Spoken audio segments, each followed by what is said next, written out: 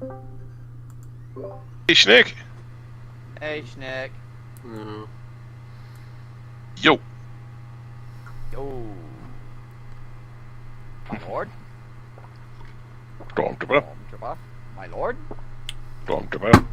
My lord? Stormtrooper. My lord? Stormtrooper. My lord? Stormtrooper. My lord? Stormtrooper. My lord? Go fuck yourself. My lord? Go fuck yourself. What's up? A red shirt and a stormtrooper get into a firefight. The red shirt dies regardless of the stormtrooper missing every shot. Let's see. What upgrade should I put on my... Ooh. Now my, I put spikes on my engineer's hammer, so now it makes enemies bleed.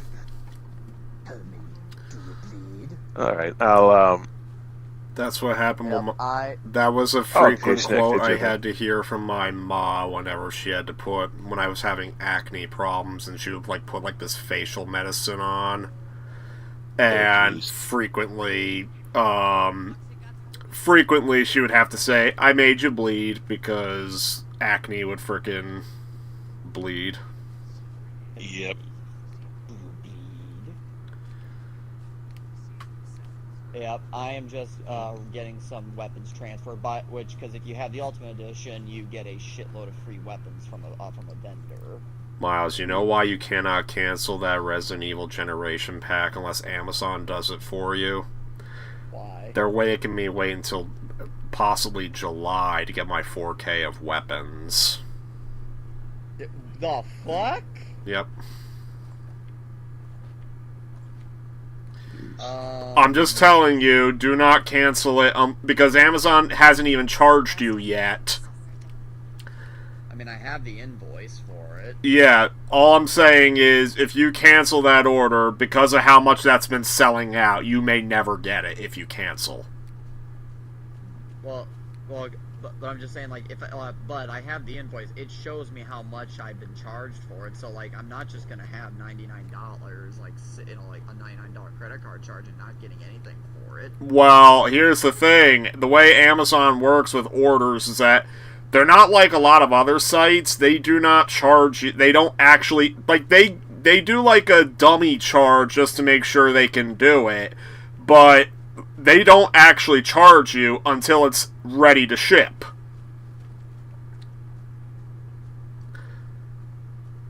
And if they're not going to deliver, eventually they're going to cancel. So just basically make them cancel. Like, basically, if they're going to cancel, let them do it. At least that way, you don't cheat yourself out of the game. Okay, I guess that's fair. Yeah, because I'm just saying, because if you cancel it, and they were eventually, and if they were going to ship it, then you just lost your chance, because, it's with how much it's been selling out. My friend Ben asked me to, I'm just tired of waiting for it, because I'm like, what's the deal? Like, why can they not ship it? Because it's heavily in demand, and they keep losing the stock. So they put, I guess they put you, like, on a waiting list.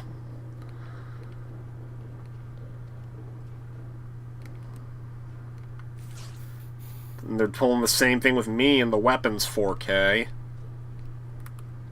Jeez.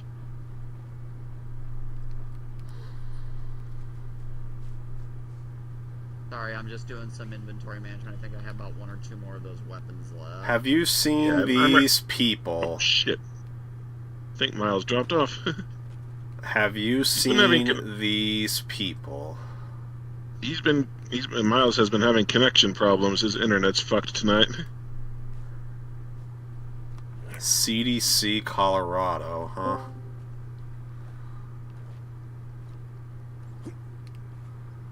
So, Miles, you having some problems tonight? Apparently. Damn. Apparently the universe is just like, hey, we're gonna We're gonna make this painful. We're gonna make this painful on you. Story of my life. I don't need them. Hi, Spectre. So, Spectre, you oh, want to be in Spectre? voice again, or are you good in chat? Castor Sack Sentinels found in North American. You know where the Castor Sack land is? it's actually it's a week later, and apparently he's still sick. Yeah, I don't know what's up. Like, Literally, a random NPC was just talking to me about a beaver's anal gland. Oh no. I'm how like, much you yeah, want to bet that's- they know somebody by the last name Rolf?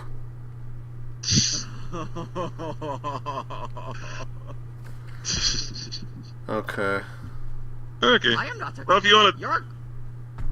well, Spectre, if you want to jump on voice later, feel free, because we're just hanging out. Oh, we're just shooting the shit. You're a quack. So Schnick, I am not. Yeah. Quack. I am. that not. was fun. So Schnick, how much do you know about Hitman? Hitman? Which Hitman? Any Hitman, because Mind's Eye was supposed to have a crossover with Hitman, but they broke up with their publisher, so basically they made a poor man's expansion of Hitman. Do you want to know how Hitman plays or the Hitman lore? How it plays. Well, Hitman is, by all intents and purposes, a stealth game, but it's a very unique kind of stealth game. Like, so basically, the general format that all the games follow is that you're given a mission with a relatively open map, and obviously as the games go on, the maps get bigger and more complex. Basically, the objective of each map is to assassinate a target, or targets plural. And technically, you're able to do this by any means necessary. Like, if you had the skill, you could just charge in Call of Duty style and just gun them down, except that's usually not very wise because the target's usually guarded, and you generally don't have the biggest health pool. So, generally, what you're supposed to do is find a way to gain access to the target, but unlike traditional stealth games where it's like sneaking to the objective, basically you have to hide in plain sight. It's all about getting disguises, like trying to blend in, That would be great. We won't last long without and basically once you get close to the target, you just find an opportunity to discreetly take them out without drawing attention to yourself, and think later Hitman games basically let you try to rig like Final Destination style death traps to make the death look like an accident. Like, Nice. okay, so like one of my favorite ones I've seen gameplay of is, I'm not sure if this is meant to be a parody of Jean-Claude Van Damme, but one of the targets is like exercise guy, and you can actually kill, like, cause like this guy is doing an exercise at one point in the level. If you time it right, he's doing an exercise where like these like metal bars can either press in on him and like do some kind of leg work, or it can like expand outwards and he can use it as a stretching exercise. You can actually like mess with that device to where either it compresses in on him and smushes him like a tomato, or you can mess with it and it spreads out so far that he just falls down a hole and splat. Oh, jeez. Yeah, like that was when the new Hitman, like, so the latest game, which was sold as just Hitman, it's like one of those requel kind of things. They did the first season episodic, and like the whole point of the replay value is that there are like a million different ways you can take out the targets, and basically you're meant to play them over and over and figure out all these different schemes you can do. And then Okay. the second and third seasons, and now the game is sold as one package called World of Assassination. Yeah, it is a massive amount of replay value. Oh shit, balls, bad idea. Oh fuck, guys, help me, help. Well, I'm here. Well, thank you very much, Nick. That was extremely helpful, because in Mind's Eye Blacklisted, like, Mind's Eye was supposed to have a crossover with Hitman, but they broke up with their publisher, so basically the Blacklisted expansion is meant to be this crossover, them doing it themselves. And I was wondering why your character changes clothes like 5 times, even though the expansion is only 40 minutes long. That's why, because they're trying to replicate how Agent 47 uses disguises to hide in plain sight. Yeah, that's definitely what 47 would do. And they also Except the had costumes in Mind's Eye don't do shit. Now, one of the more frustrating things I will say about the new Hitman games is that they have these like online events called elusive targets, and there's no way to replay them. There's no way to catch up on them if you miss them. And there's been some elusive targets I'd want to take part in, like you get to hunt down Sean Bean at one point. Like he was an elusive target. The one elusive target I did was a elusive target. Oh, most recently there was Mila Jovovich, and I'm never gonna get a chance to do that because yeah, that was what I was gonna say, because I had just gotten my Switch 2 copy of the new Hitman, and I decided to do it. It was so nerve-wracking, because not only can you not play them, like, once you miss them, when you start playing it, you get one shot. Pass or fail. And I nearly failed. But I actually managed to do it. So. And it sucks, because some of these elusive targets get, like, these elaborate set pieces that would be fun to play through. Oh, Mila Jovovich gets it because, like, the gameplay Schnick showed me, she's basically, it's a full, like, it's literally a dead-ass, like, entire level based on the Paul W.S. Anderson Resident Evil. Yeah, basically her character she's playing, they low-key imply that she's injected herself with the T-virus and she's going to be spreading it. They don't say it out loud, but that's basically what it is. And then she tries gassing the whole lab you're in to try to kill you, and when you're escaping, you get to do the laser hallway.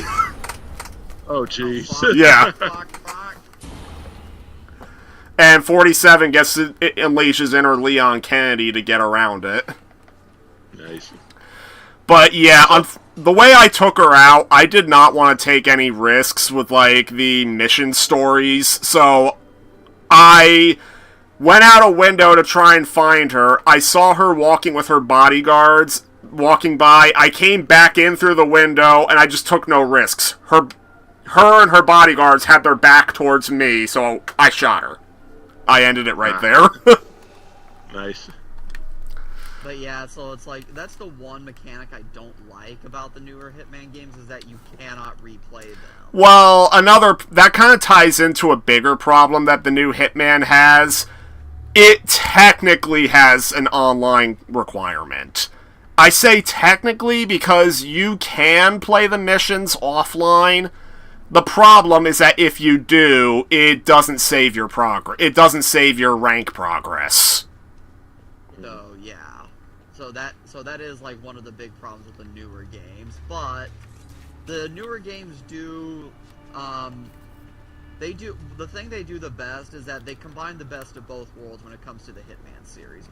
You get the story-centered aspect of Absolution, but you also get the gameplay, the rich gameplay style of Blood Money. Well, yeah, like, they brought back all the good stuff that Blood Money did regarding, like, the creativity with the assassinations and everything, but they do bring back things from Absolution and use them in a much smarter way. Like, they have, like, a cover system, like the open levels, like, the gameplay is more notable. Like, some of your controls are more action-oriented if you choose to go that way. The instinct feature from Absolution... Well, Absolution basically just uses a glorified invisibility button that ran on a meter, where in the new Hitman game, they repurposed the instinct to where basically you can see all the important targets, including targets that will see through your disguise, as well as, like, the target you need to go after. What I do like that they changed, there's something like, this is like an investigation thing, so we kind of have to look around the environment, but the one thing I do like that they changed about the way disguises work from Absolution is that in Absolution, if you were like the same, if you were wearing one disguise, you basically could be spotted by other people wearing the same. Yeah, and that's where the instinct meter came in. Like, that was basically your glorified invisibility button to get around that. But now, in the new Hitman, they make it to where only specifically marked people will see through the disguise. Like, they have a dot floating on them. There's like, this is the investigation. Let me check that out. I thought I found something that furthered the Well, if you see a investigation. If you see a button prompt of any, oh, there it is. Literally had to look up. Okay. So that's a safe. But don't code, you so know, things are don't look up. Find the boiler room and you'll find Bob. I've got the wheel for whatever we need it for. So anyway, We're looking for here's Bob.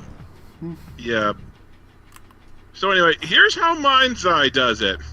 Okay. You drop into this game world. You're given 2 targets you have to find, but the game guides you through by the nose through a series of little brief quests to get up to them.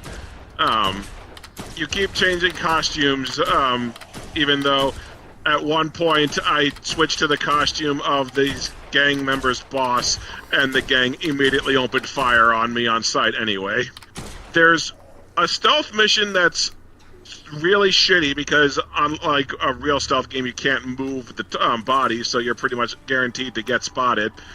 And there's one other stealth section in the game that has 3 enemies that are each in different rooms and all stand still, all facing away from you, and do not move.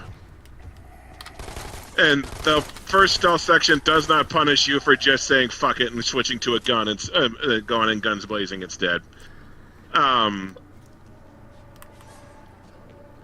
Most of the expansion is driving. At one point, you have to catch there's a Not Bad fucking Bunny, even though surprise. he's in a car that's vastly faster than yours.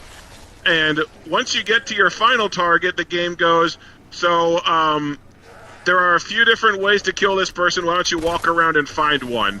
Which basically just means I walked into a room, found some poison, walked into another room, and found a bottle to put the poison into. And that was it. Oh shit. The thing with hurting you along with, like, with finding out information about the first target, I guess, to be fair, that is sort of how the mission stories in the new Hitman work. Like, basically, anytime you track a mission story, like, it kind of gives you, like, the steps of where you need to go in order to, like... It kind of gives you, like... It gives you markers to, like, kind of guide you where you need to go. That said, it does kind of have you try to figure out some things yourself. And there does come a point where, when you complete the story, that doesn't usually mean the target's dead. Basically, when the story's complete, you're merely in the right position to do it. So, Okay. like, if that makes sense. Yeah, that makes sense.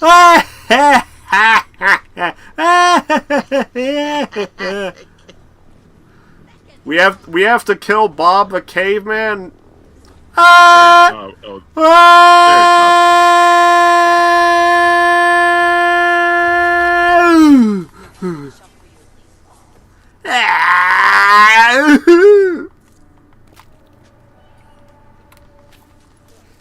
tell Denise Bob won't be coming back.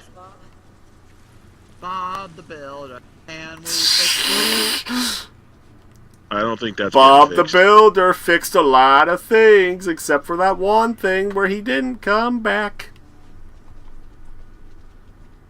it. Okay. Are you trying to do the Bob laugh? Yeah, I can't do it. I don't know the Bob laugh.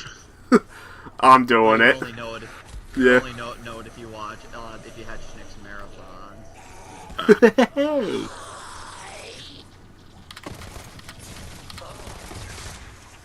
Hey!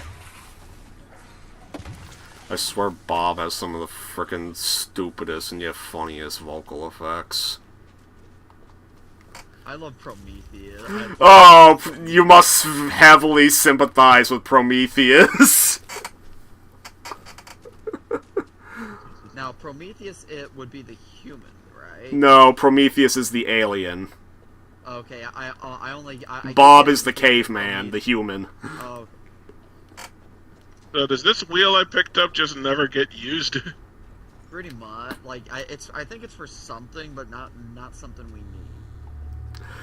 All right. By the way, At least at the. oh present sorry. moment. No, go ahead. Okay. Miles, did you know that the guy? Well, first of all, there's only one voice actor in those shorts. He does both Prometheus and Bob. Though he like heavily modulates his Prometheus voice. Did you know that he inserts like mild swearing into his dialogue, and because of how modulated the voice was, he got away with it? Oh yeah, because they can't really tell like what. Yeah, I though sometimes if you're listening, you can hear it. Frequently, he'll say, "Oh my god," and then one time then the cooking short, which I'm not sure if you've seen yet. Frickin' in that one, like frickin'. He's trying to teach Bob to cook, but then Bob sees an anthill, and he just frickin' goes to eat the ants instead, and then he can't convince him, so Prometheus literally just says, what the hell? And decides to lean into it. I am so sick of running into firemen enemies that are immune to all my fire and electrical weapons. And that's why you need to Fire, build, fire, like, fire, fire, weapons fire. computer, Fire! use Fire! shit, Fire! Fire! Sorry. That's why you do need to build weapons of different varieties when you can. Yeah, I think I've got impactor stuff. Oh yeah, I've got my engineer's hammer that's got a where is my engineer's hammer? Oh, there it is. Oh, do you guys know where to come, by the way? Gotta go upstairs, yeah. Yeah. I've been all about the guns today. I'll Yep, I'm over here. smash it with a hammer. It still amazes me that it was a one of the 60s Batman Catwoman, and that was, Yzma in Yeah. Emperor's New Groove. And then come over here. Come over here instead of get over here. I'm actually seeing that on Thursday, right after work. Literally, there's a showing about an hour after I get off of work, so I'm getting straight there. I gotta think about it. I'll probably see it this weekend because I'm not skipping board game night for it, and I doubt I'll get away to see it on Thursday night. I'll try, but I doubt it'll happen. I can't go Saturday or Sunday because it's Shenyun at the theater. Oh yeah. I'm hoping I'll be safe. Running water. Oh yeah? Because I told you both what happened, right? You know, there's plenty of other folks. I think so. Yeah. The theater got a bomb threat because of the show. Oh, Ruben's back in his office. Oh yeah, you did say that. Yeah. This person, by the way, again. Thanks, Denise. What do you mean? The person who made the bomb threat, or the? No, like who's the person? Tell Dr. Reed you're He ready disconnected. for evac. Disconnected. I see it. Yeah. Oh well. You should stay a while. He'll come Uh, back. I know, but I have to keep inviting him. I can't invite him because the. Oh, there. We go. I can't invite him because the game says he's already been added. Hey. Join game. Let me see if I can. There we go. Yes, I can join session. Yes, Spectre, we did watch the 2D Clone Wars. Yep. The city is under attack. Defend the city, we must. Well, I did not realize that how big a fucking nose they gave Qui-Gon Jinn in that series until we got to him, his brief appearance last night. Well, They did bring Qui-Gon Jinn back, ironically, in the CGI Clone Wars series, so clearly they were able to get him there for that. Yeah. Miles, Okay. what were you saying before you dropped? Honestly, I don't know. You were saying, By the who way, is that person? You were saying, who is that person? Oh yeah. Real quick. Hit up the Jado. Hit up the quests that have the missing subtitle on them. Paul or Laura? Jamal or Laura, whichever one, because those do have trackers, so we can track those. Okay, But, I did Jamal. So we gotta go to the hotel. But anyway, so who was the person that or who was the person that the bomb threat was made over? It was made in general over Shen Yun, I think, because he said Yeah, it's because very the thing- controversial among Chinese people. Yeah, the thing with Shen Yun is that it's a show that's basically about China before communism. That's literally their tagline. So, naturally, the current Chinese government doesn't like Shen Yun very much. Oh, so she actually is actually recognizable. Well, Shen Yun is Shen not Yun a is not a person, person, it's it's a a show. Okay, but It's a whole, it's a whole group of people. It's a whole group of performers. Yeah, so the theater got a bomb threat basically saying cancel the Shen Yun performances or else. So the police obviously scanned the building. They found it was clean, and they later found that the threat actually originated from some anonymous hacker in Russia or something. Wow. Yeesh. What the? I am having some weird glitch. I am glitching tonight because So- I literally just teleported downstairs. By the way, you guys need to come downstairs. So we, No, I was beating up a guy. My nail-filled hammer is awesome. Tyrese in the Walking Dead comics uses a hammer as his preferred weapon. And just, still Yeah, but like did seeing- yeah. Did his hammer have nails in it? I No. think not. No, but he was one of the biggest zombie killers, surprisingly. Absolutely shit with a gun, though. Did I lose you guys? No, We're still up here. I think. At least I know the alphabet. I think I you went the wrong think. way. I think We're I going did. the Yeah. wrong Yeah, you did. Yeah, over here. way. Oh, there you are. Oh, there's Schnick. Yeah, the question mark. Hit shows me. you.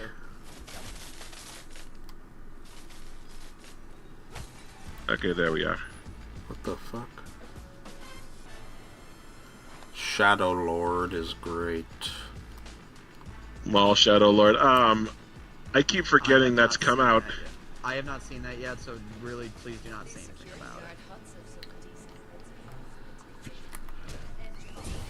Yo, I kicked him into the freaking gas can. Nice. Alright, burster die. I Ugh. do need to see Maul's Shadow Lord, though. Put that junk Oh in a box. shit, I took You know, my put own that box hammer. inside of another box.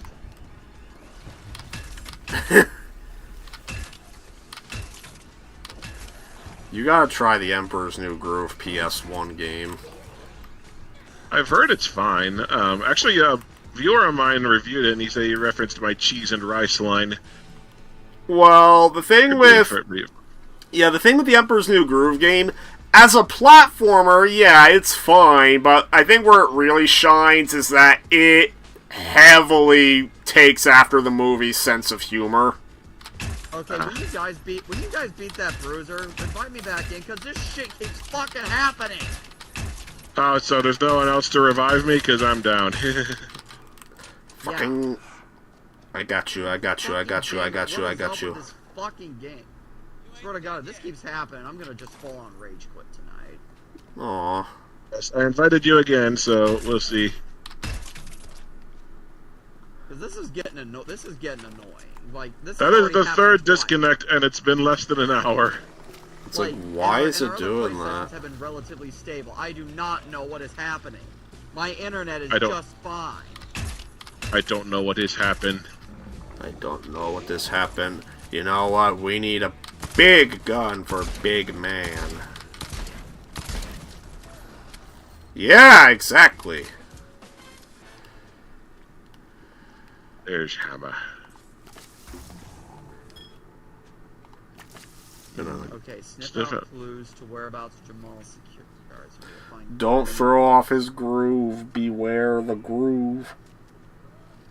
I think, let's see, we might want to... Oh, yeah, there's a clue in here. So, Schnick, can you shoot this, power box over here? Okay. This window. Okay. Yep. You should see it. It has like. There you go. Then. So, and Vector said he could then- talk about the Emperor's New Groove for ages. I wonder what about Kronk's New Groove? I remember Spectre, I actually changed his opinion on Kronk's New Groove, because at first he was like, with the crowd and how it sucks balls and everything, but then he watched it and he found it wasn't as bad. I do think Kronk's New Groove is a bit overhated for compared with, like, there are other Disney sequels that deserve far more hate than Kronk's New Groove does. I remember watching it just because it was part of a when I went to get it on Blu-ray, it was part of all they had was a 2-pack with Kronk's New Groove. Well, maybe it just might have been that, like, it might be overhated, but my guess might be, and this might just kind of be like what why I don't really like Milo's Return, is because the original movie kind of was very, very much beloved, just because, like, just something about it was very iconic, and the sequels just did not have that. Sequel singular. And that's frankly my thought with Milo's Return is, like, it may not be the worst Disney sequel ever, but it is very darn forgettable, especially when you consider the high bar set by the first movie. Well, the thing with Milo's Return is that when I look at it for what it is, which was just finished episodes of a scrap TV show, I can appreciate it more because I can get like an image of what the TV show would have looked like had it got made, and it's a rare case of a Disney it's like the only case of a Disney sequel with that format where I wish the show happened. Because I could see how it would have worked. Yeah, for me, those stories were so forgettable. If that was going to be their... Well, keep in mind, I am a big enthusiast of Disney-era TV shows, so, like, take my opinion with a grain of salt, I guess, but that's just how I feel. Well, if those episodes had been good, I'd have no problem with them. By the way, I need the last clue we need is over here, where I am. So, and I mean, we can agree on this: a Beauty and the Beast TV show was gonna suck. Oh yeah, there was no reason for that to happen. What would you even do with a Beauty and the Beast TV show? You would have Belle and Beast get into a back and forth angry fight just because one Beast got butthurt about a window being open. You have Beast being schizophrenic about whether or not he wants a bird kicked out of his castle or he wants to lock it up for singing. Yeah, that all sounds exhausting. Yeah. I had to sit through that. It was not fun.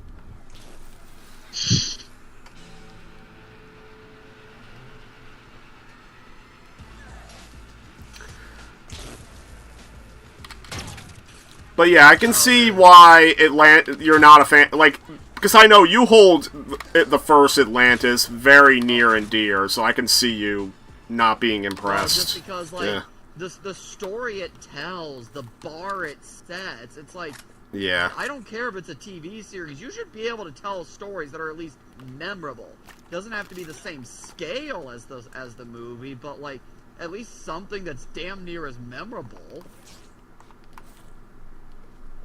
By the way, yeah, let's say that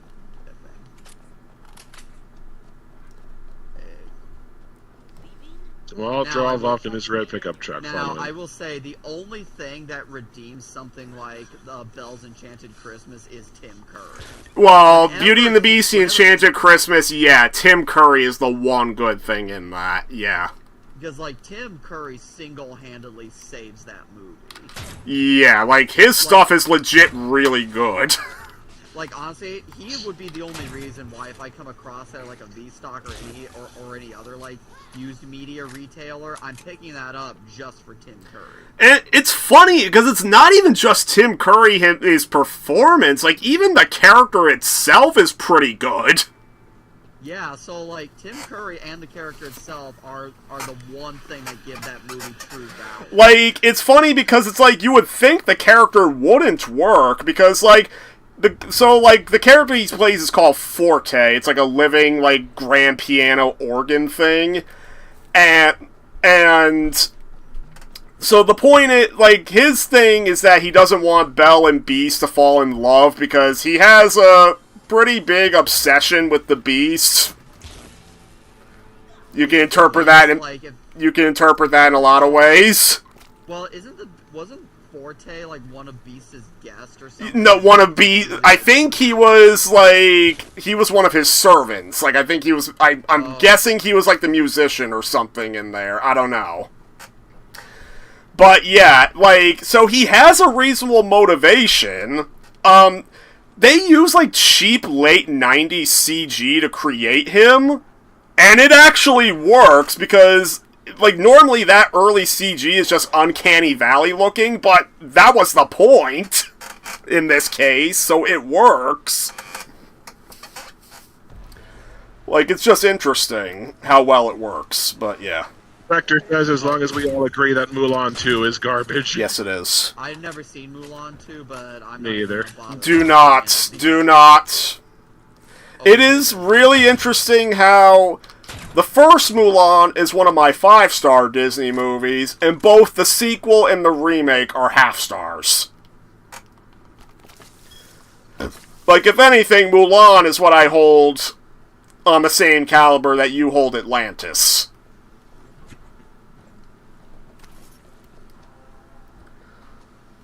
Well, Mulan, Mulan for me, I like, but Mulan I would not say I love.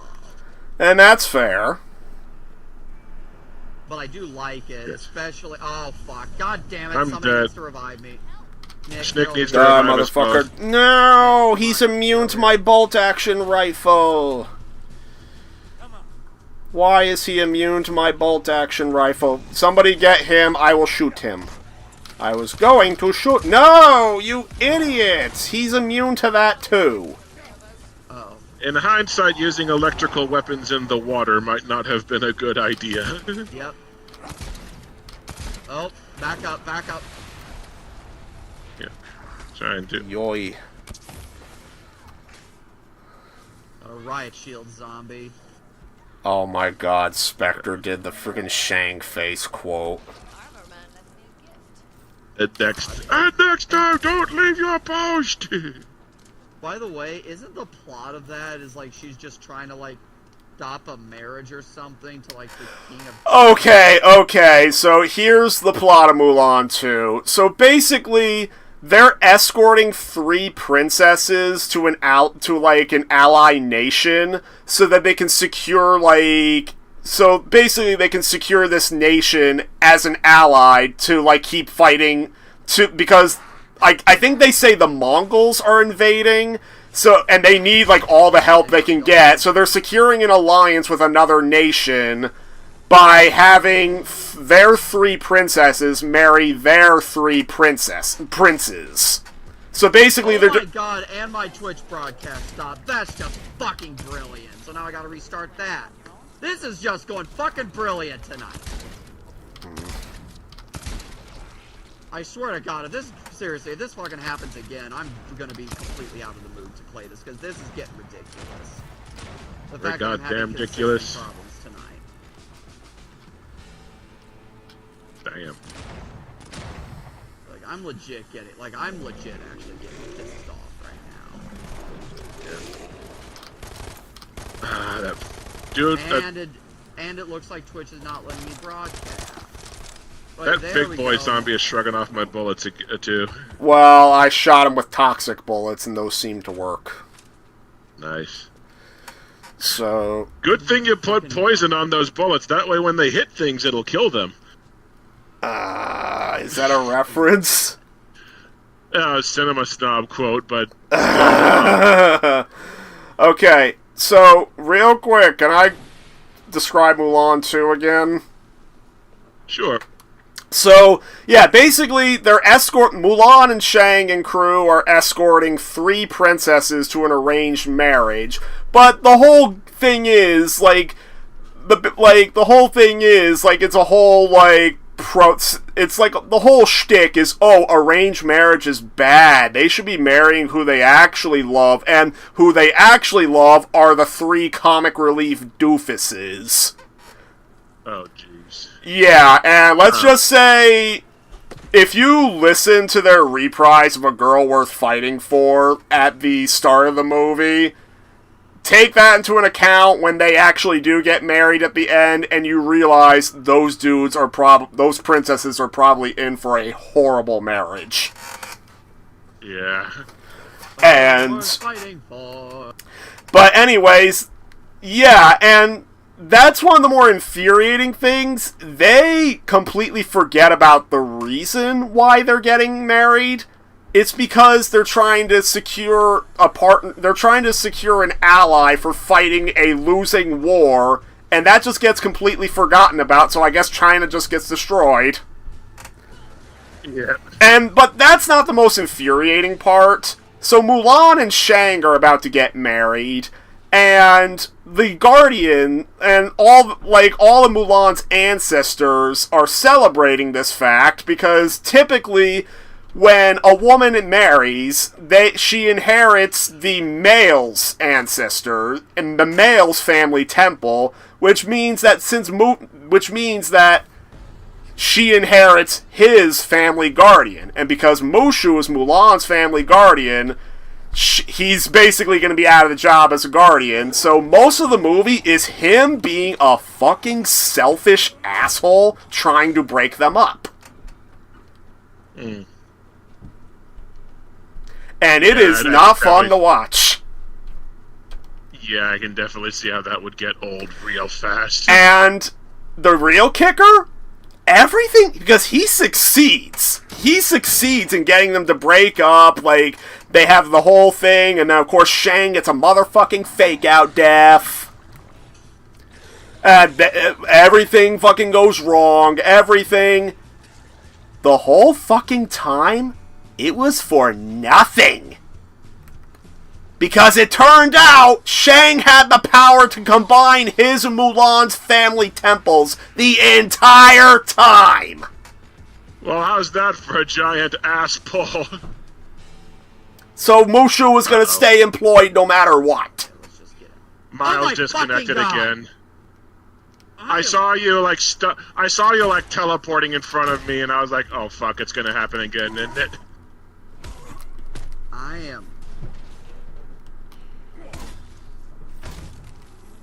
We may not be able to do tonight because this is becoming a very persistent problem.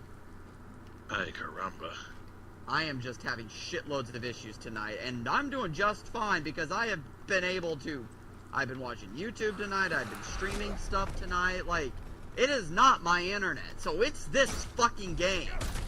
Yeah, the servers are for shit tonight, apparently. So, I'm, like, legit, if this happens again, I'm calling it quits tonight. Alright. This is the last chance, because I'm losing.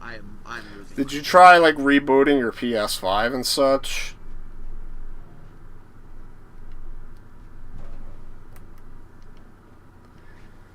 I don't know, I figure maybe if you reboot it or whatever, that would make a difference. I don't know. Keep forgetting my flashlight. So, Schnick, Spectre, you want to hear the real kicker about Mind's Eye's new expansion? Okay. So, the Mind's Eye expansion, like, you play as this assassin lady named Julia Black, who's sent in by a company that was never mentioned in the main campaign to stop a drug dealer and an arms dealer. What they don't tell you is the arms dealer and drug dealer are both named after former employees of the developer. Oh yeah, that I know because you said it before. And then, like, as you play on, like, the company that sent you is complaining that there's some big conspiracy. There's, like, people stealing proprietary tech, sabotaging a company from within, and those two are dealing in the data with it. So basically, So they're basically throwing those two people under the bus, blaming them, thinking they're the sabotage is these two real life people is the reason why Mind's Eye failed, and acting out via the entire expansion is just fan fiction of taking revenge on these employees that they don't like, that they think is the sabotage them, and it gets better because they also accuse them of like being part of this group that's basically named after the network that Cyberboy worked for. Seriously? Yeah, because Cyberboy was a part of what was called Ritual Network, the just the network that was funding it or paying it like they do with like a lot of networks do, and they flat out say there's all these agents forming a ritual network of like the employees turning against them. They use the exact words "ritual network." Like, it is jaw-dropping. Okay, sorry, I was misreading that. I thought we had when I saw like one quest available, I thought we had a side quest here. So sorry about that. Sorry, that's okay. So where we need to go actually is Venice Beach. Oh, okay. No, shit, never mind. I'm gonna not do it at night. There we go, date. Okay, so Well,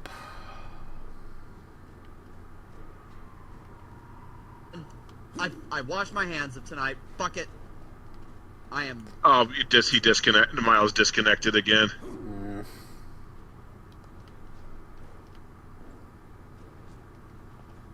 You know what? I will try rebooting this. But if I DC one time, then absolutely. After rebooting the PC, then yeah. Yeah, I am going to try. Alright.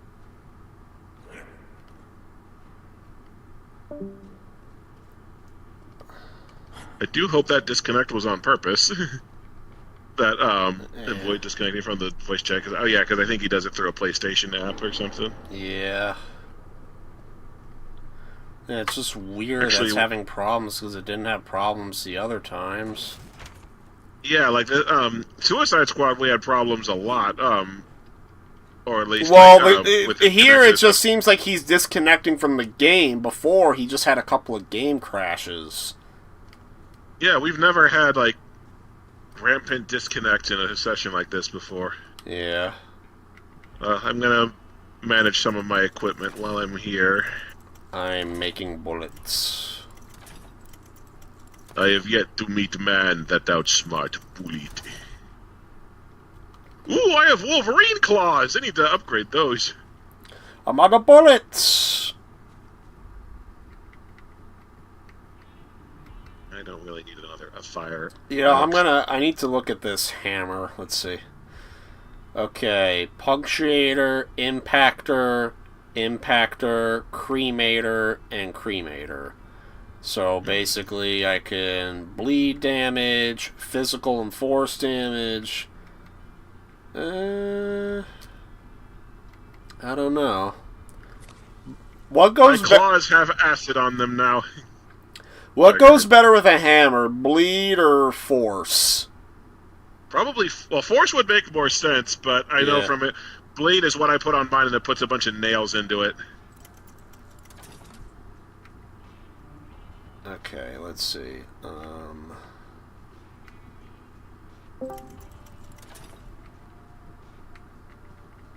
Hello. Hello there.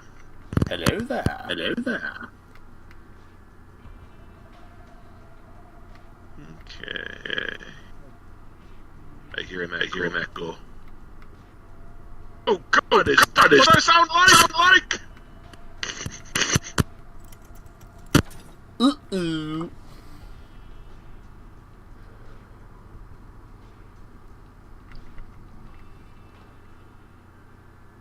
I think the echo's gone. But I'm still gonna upload that just so I can show as part of the Let's Play that tonight's session was just atrocious from a technical level. Yeah. Okay, I re-invited you. Oh, now I've re-invited you. Hey, Do you think the Twitch this. stream was not playing nice with it? I mean, if that's the case, then I can't do it. Then I definitely can't do it tonight because this is my only way of recording. Oh. Well, you could you could always record back a video of you playing and then upload that. Yeah, I don't think I can. Yeah, I don't think I have the capability of doing that. But The share function can record an hour at a time, but I don't know how well that works. Well, yeah. I mean, why not just do it that way? Well, see, that just gets tedious then, because then I'm just gonna have a shitload of video files. Well, it's like if you do it an hour at a time, it's only like a couple of videos. Yeah, but that's all. And then also there's the share there's like the share factory where you can stitch them together on the PS5. That I did not know. Yeah, that's also a lot more work for that's also more work for to do. To me, it just sounded like I don't want to work. But I mean, it's up to you. It's not just that, but this is purely about convenience, and I am not doing extra steps for something that shouldn't be happening. Because of all the times we played together, like this is the only time everything's gone to shit. Yeah, it's like we played Suicide Squad together, Skull and Bones together, for fuck's sake. Marvel Rivals we played together. Never had this issue with Twitch. So so I do not think it is a Twitch issue. Sorry, I just stepped out so I could see my Wolverine claws. The Wolverine figure is here. Some Wolverine. Hey, let's try this again.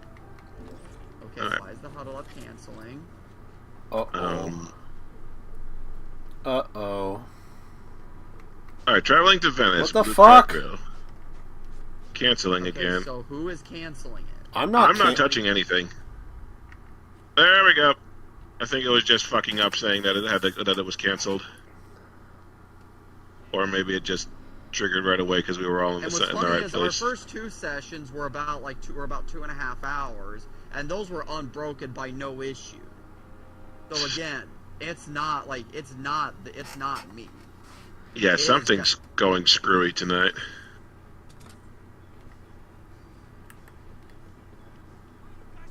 Hello, Jim Bros. Okay, now we got one of these.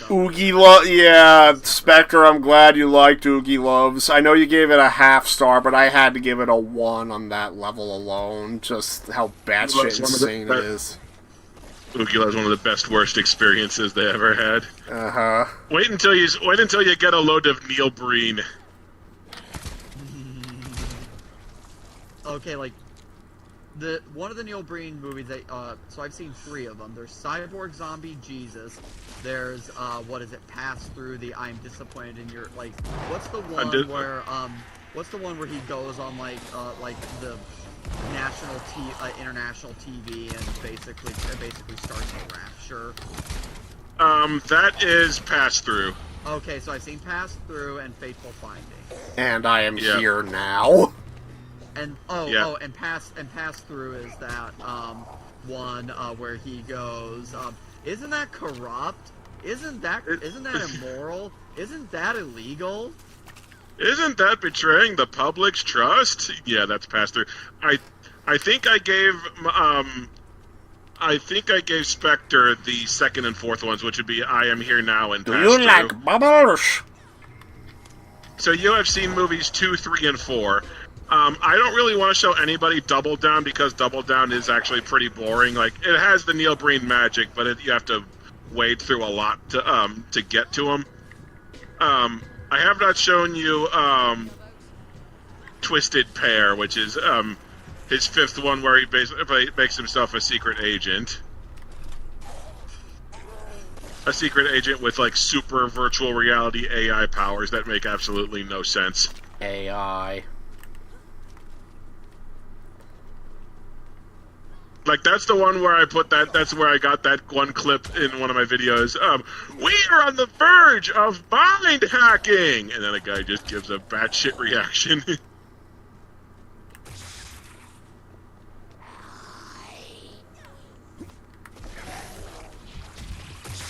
I think you mentioned once, how does Neil Breen react to people watching his movies? I think he's just happy people watch them. I don't really know if it goes any deeper than that. Yeah, because, I mean, I know Tommy Wiseau ran with the negative reception. He's doing revisionism, claiming that The Room was always meant to be a comedy. Neil Breen has not done that. He's, and Cinema Snob praises him for this, he is still just as earnest as he was with his first movie. Yeah, and... Like, he has not gone the irony or self-parody route of, or egotistical in the case of Derek Savage. Yeah. Because after Miami Connection got famous, YK Kim, the director and the lead actor, he apparently wants to do a sequel that's going to be funny on purpose. That's not going to work. I don't think it's come to fruition yet. Yeah, that's not gonna work. Yeah, because the thing with Miami Connection is that the YK Kim was ashamed of it at first. And in fact, when that distributor that re-released the movie, when they called him, he hung up on them multiple times, thinking it was a joke. Yeah, I heard it from the Cinema Snobs video. Yeah. This Chief Malloy has to keep it. Oh, have you shown Spectre Miami Connection? Not yet, but it's on the to-do list. But yeah, the thing with. Yeah, so Derek Savage with Cool Cat, I think at first he was happy with the reception. He was happy with, like, reactions to it, just mainly because he was getting free promotion. He appreciated that. But then I Hate Everything made his review, and something in that review made Derek Savage snap, and that's when he started doing, like, mass copyright takedowns and everything, and where basically he started burning every bridge imaginable. By the way, if you want to know what he's up to now, last I heard he was making AI slop. Of course he was. Yep. That's what people without talent do. Well, it's also, before that he was making Dirty Dog, where he was basically arguing that COVID didn't exist, but you should still protect yourself from it. I don't even fucking know. Okay, back to the jail cell. By the way, when we open the jail cell, there's an audio log here. Oh, not only that, freaking Dirty Dog is scum, thinking COVID's a scam, but respect everyone's different opinions about COVID. Oh, so that's what the angle was. I forgot. Like, because even Derek Savage was just making that because he wanted to brag that it would be shown in schools, but he himself believed COVID was not real. That's why, when I was drawing all the furry waifus tied up because I have a serious problem, the story we came up with was that, Cool Cat was kidnapping them to find a bride, and I had COVID at the time when I was starting doing those, I found them and rescued Crystal by coughing on him, and it was fatal. Nice. Too bad. I was going to say, too bad there's not a Cool Cat model in SFM to act that out, but it's probably for the best that no one has wanted to make a model of Cool Cat. Hey, And even if they do, frickin', it's gonna be poorly made. Yeah. I am almost debating going on Steam, and do I dare find out? Uh-oh. I wonder if there's a model of him in that Tower Unite, because there's a lot of weird stuff in Tower Unite. Yeah. Just have to give me a minute, because I'm gonna go to Gary's mod, because frickin' Gary's mod has a lot more models available. Let's see. Well, that quest is over. Okay, so now we just go back to the... Oh, fuck! There is a Cool Cat.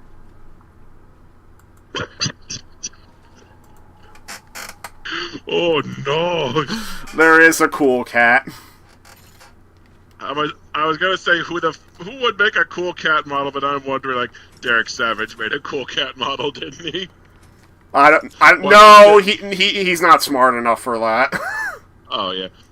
Watching Spectre says watching Carrie Elwes completely throw his dignity away was the best part. You mean what about Christopher of Oogie Lloyd? Loves. What about Christopher Lloyd? Christopher Lloyd. Yeah. Christopher Lloyd already threw his dignity away with Food Fight. Ah. I think Food Fight was more. I think Food Fight was less dignified than Oogie Loves for Christopher Lloyd. What about Chaz Palminteri? Because Spectre pointed out he was in Black Ops Zombies. Well, I'm sure I ruined that scene. Because I know Spectre's friend Ryan just loved me milking him. Yeah, Miles went on and on about that.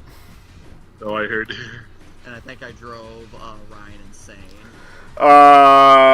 Chunk freaking booted me out of the call at one point.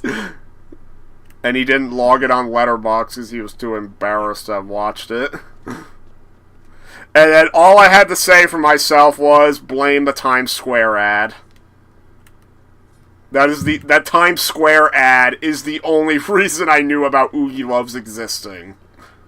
Oh, I knew about it because Spill. It was back when Spill.com was live. I caught their review of it. I discovered Spill because I was so desperate to see reviewers covering Oogie Loves that I discovered Spill. I discovered Cinema Snob.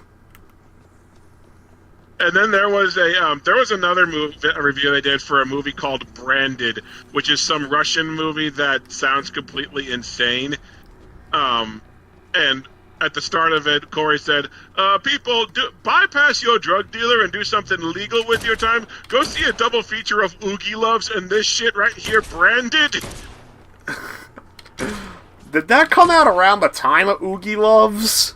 Apparently it did.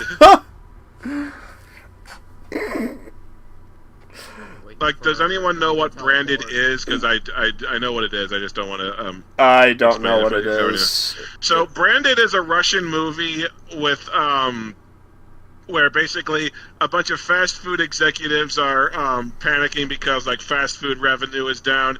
So, this guy comes up with a plan to like basically make fat beautiful, and with like manipulating the media and like a reality show and stuff, so that everyone will eat fast food again.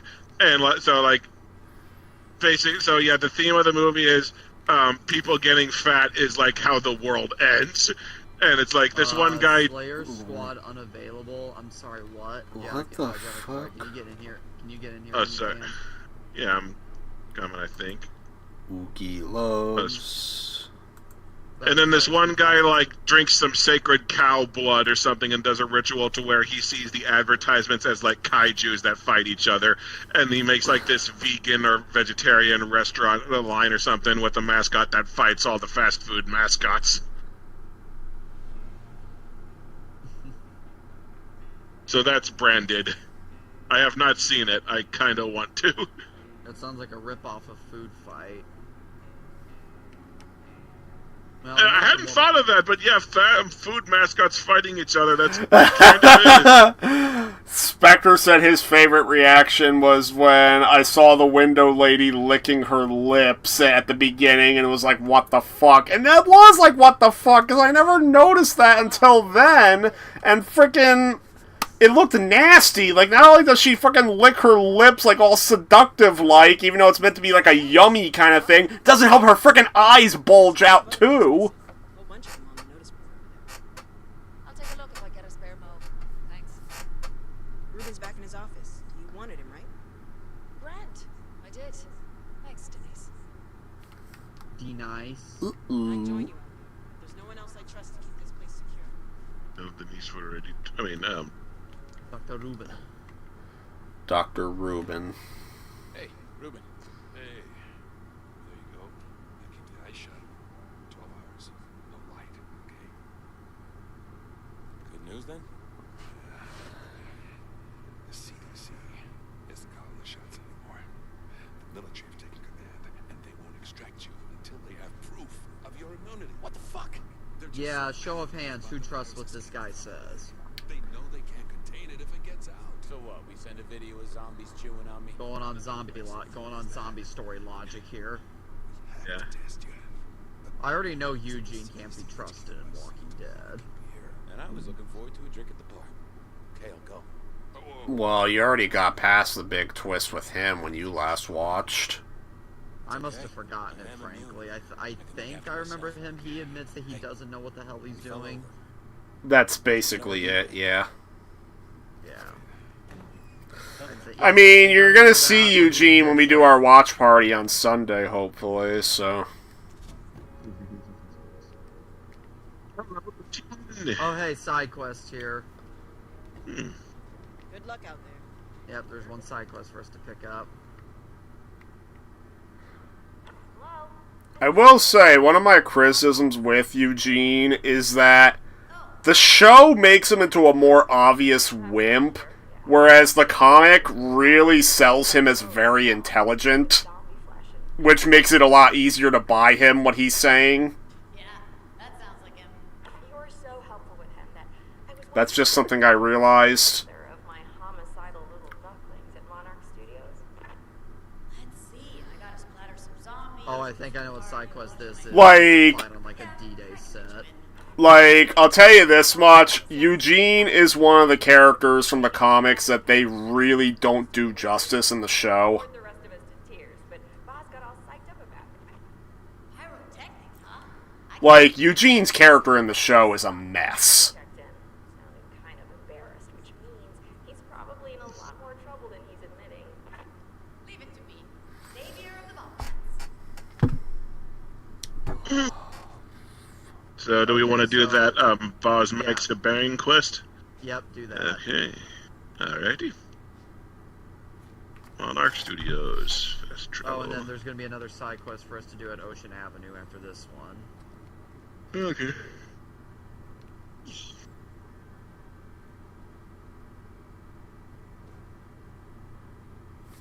Okay, so far I'm not gonna jinx it, knock on wood. But going I was for thinking 16 that. minutes so far, no issues. Yep. So let's see. So I'll have 3 videos on Twitch. Honestly, I think I'll just scrap the second one because that one's just 6 minutes of me trying to play unsuccessfully. So nothing really much happened there.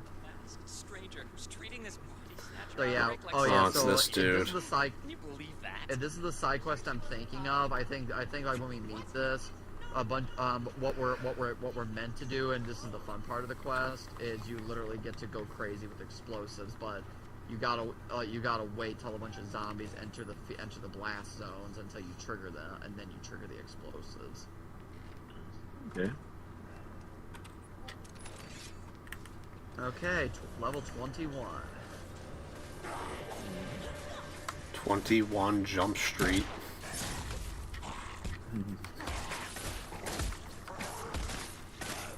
I'm just going nuts with my Wolverine claws that I really should have repaired while we were at that hotel.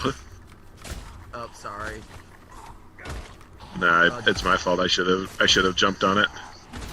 Yeah, just let me know when you need to stop and do some repairs or anything. Okay.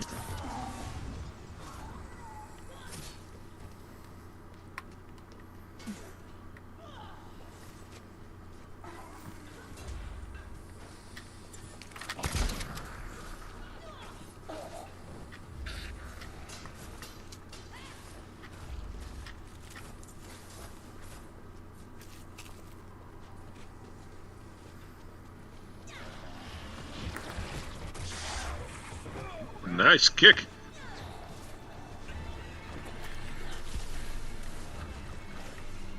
Side kick.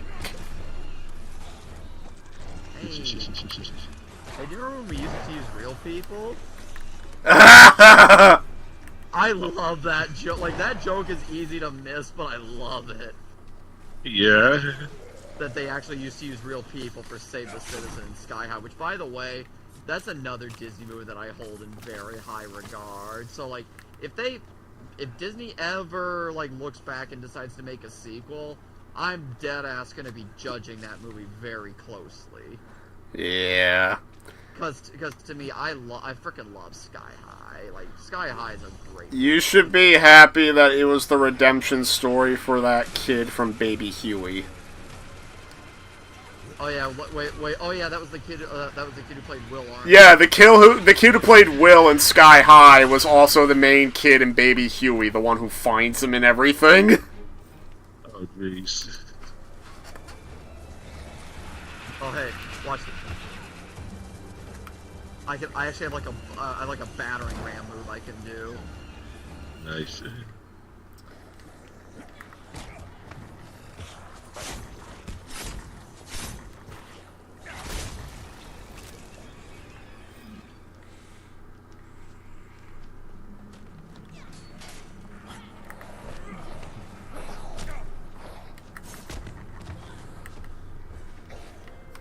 Thing about the swinging animations when I attack with the claws is reminding me of videos where Omni-Man does his fatal blow or whatnot on Homelander in Mortal Kombat 1, but they edit it so it looks like he's just punching him for an hour.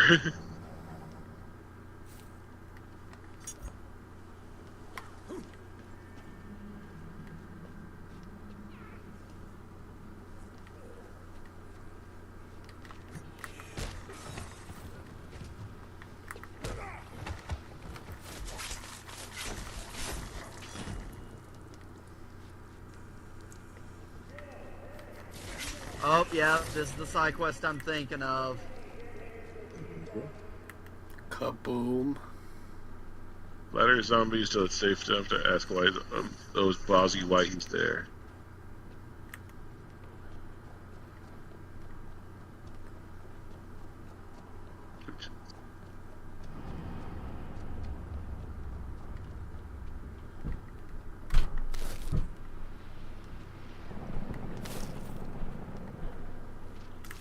Oh, I think Need to I draw remember aggro this for one. you. Mr. Krabs, I wanna go to bed. Okay, now we gotta talk to him, but yeah, eventually when the quest starts, a bunch of zombies are gonna start walking through those doorways. We back up to the back of the stage, and when there's a large group of them, depending on which side they're on, we can trigger the explosives, and it's actually very fun to watch. Noticed that I had half a Starlurk with her teeth sunk into my shin guard. She chewed through a bunch of wires trying to get at me before I finished her off.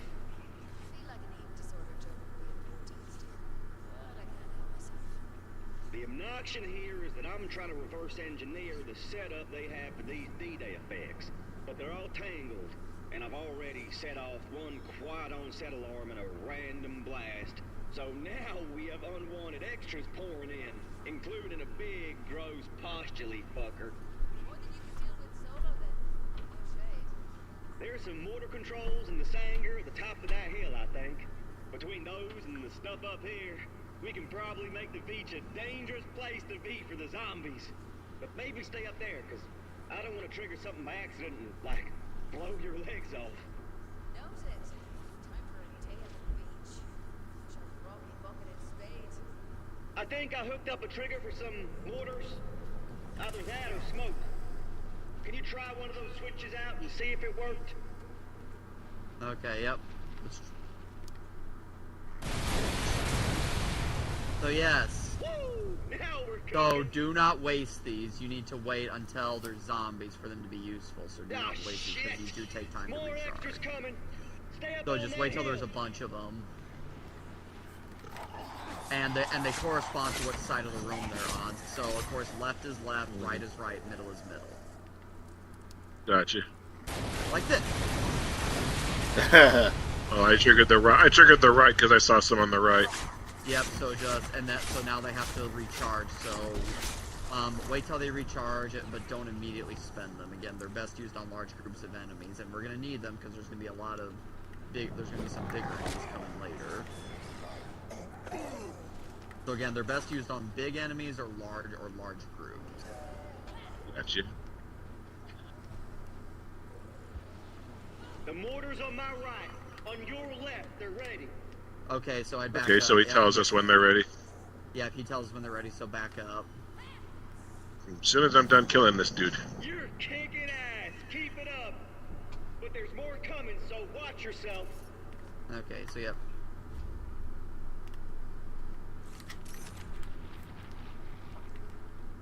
Bro, there's a lot of them coming, so might want to set it off. Maybe on this side. A lot of them on the left. Yeah. Oh my. Jado, you might want to get out of the way because there's going to be some coming towards you. I'm about to set off the middle. Alright. Crap.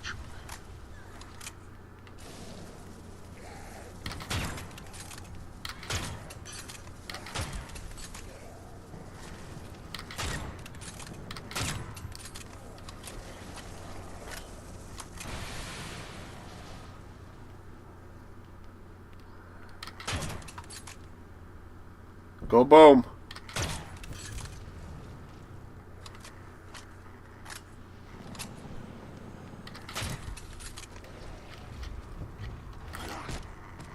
Oh, we got some coming on the right. Let's hope he... the left mortar's reloaded.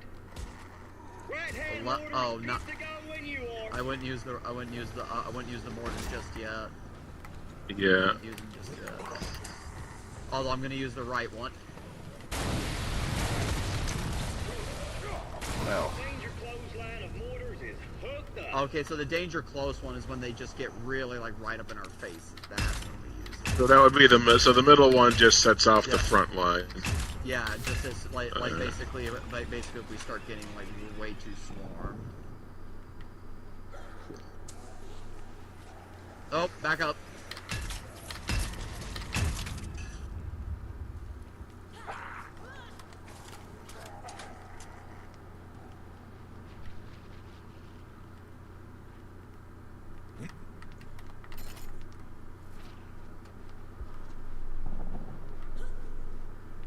Oh, looks like they're getting close. Oh wow, yeah. I see we have a growing There's a bunch audience. coming up front. Let's have some Not yet. Yeah, not yet. Now. Set off the right side mortars at will, Sarge. Go boom. The right's recharged.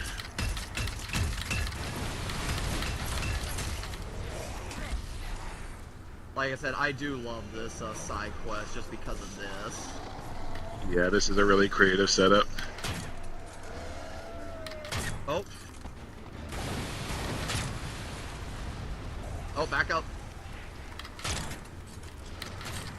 Oh, we got a big guy. I shot one of his arms off. Sensitive. There's another one.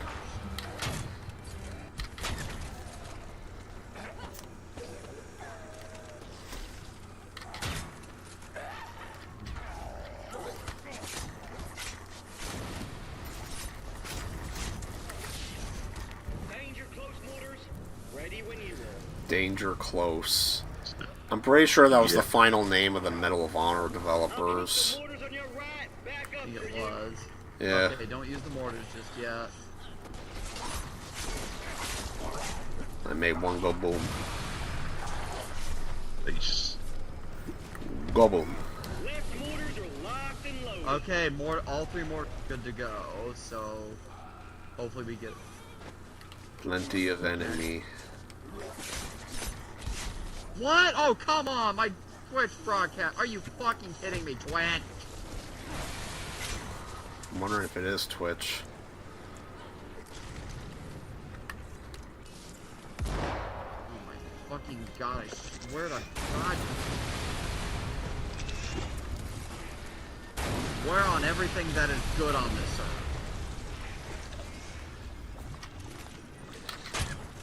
Are you fucking kidding me? You know what? But But Fucking the fat one won't die by my bolt action rifle, so I shredded him with toxic machine. Oh God, I am just gonna be having Nice. a shitload of. This is just great. So, because we were doing content, now I gotta upload this as a video. Then I'm gonna have to upload the rest of this. So I've got 3 uploads to download and do tonight. Fucking wonderful.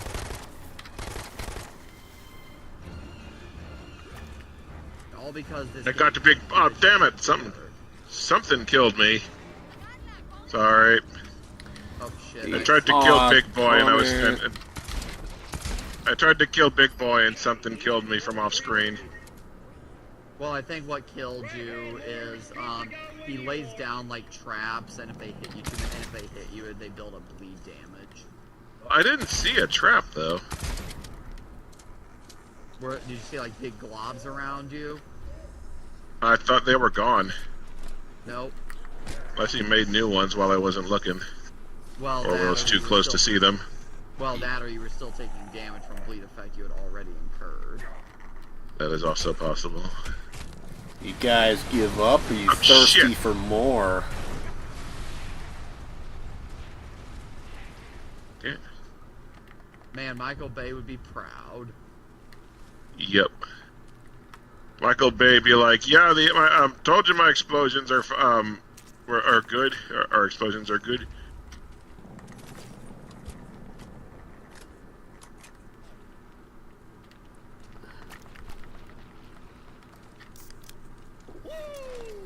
Hannah said you were the business and she Oh, this was is right. funny. I guess let me put up the sign about Zootopia 2. Please know that this is a movie. The animals do not want to date you. No Judy Hopps would not dom you. Yes, Nick Wilde thinks you're weird. Please seek help. Touch grass, take a shower, get a life. Where do you see that? MP put it in the group chat. Oh. Love a little Gussie. Much obliged. You all right to get back on your own? Oh, yeah. And the Venice canals are gonna get a lot more dangerous to deadheads as soon as I'm back there. Yes, Nick Wilde thinks you're weird. Ooh, military grenades. Sweet. I like how the side quests have, like, very tangible, like, reusable upgrade. I mean, rewards to them like that. Good, we got grenades from doing that. By the way, I did mean what I said when I commented on your Deep Water review, saying, man, if I had a nickel for every movie this year that Ben Kingsley was in, and then he's barely in it, so they could get out, so they could get up having to pay him, I'd have 2 nickels, which is not a lot, but it's weird it's happened twice. I will say Ben Kingsley seems to have more to do in Deepwater than he did in Desert Warrior. Like, in Deepwater, he's the captain of the airliner who's, they show him basically, in the intro, in like the opening credits, they show him screwing around like he's doing a really bad karaoke night, and he's kind of the calm and collected one as the plane's going down. He gets pinned, and Aaron Eckhart tries to free him, and Ben Kingsley like, you won't save anybody by trying to save me, and basically leaves him. He talks him into leaving him behind to drown, and he's like looking at a picture of his family as it happens. Oh, so they. And then he's basically out. And then he's basically out at the start. Yeah, he's basically out at the start of the first act. I mean, at the end of the first act. Reminds me also, well, actually no, Gary Oldman, who's barely in the movie Hunter Killer, had way more to do in that movie. It's more to. It's probably more like, have you ever seen the movie Stealth? Yes. Well, actually no, I haven't, but I've heard of it. Well, like, Jamie Foxx was advertised as the main star of Stealth, and he dies at the end of the first act. It's like that, except they didn't advertise Ben Kingsley as the main star of the movie. Well, it would have been that case if they did that with Aaron Eckhart, like advertising Aaron Eckhart like he's the star of the movie. Well, he is. He is the star of the movie. Yeah, he is. So. Well, no. Now my inventory's full. Don't worry, you've got an unclaimed property thing, so we should get teleported to that. Alright, cool. That reminds me of how some regions marketed the movie Executive Decision with Steven Seagal as if he was the star. When famously, Executive Decision not only is one of the only movies where Seagal is not the star, he's in an ensemble cast. He also kicks it about halfway through the movie, which Seagal threw a bitch fit over. Of course he did. Yep.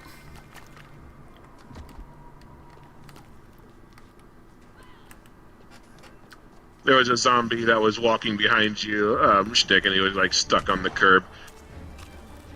One of the first things I did in Mind's Eye, the expansion, was I drove on the sidewalk and ran over someone, their AI had them like run towards the car that was barreling towards them so you get hit. So it's like, so all those updates they supposedly made to the AI ain't for shit, I guess.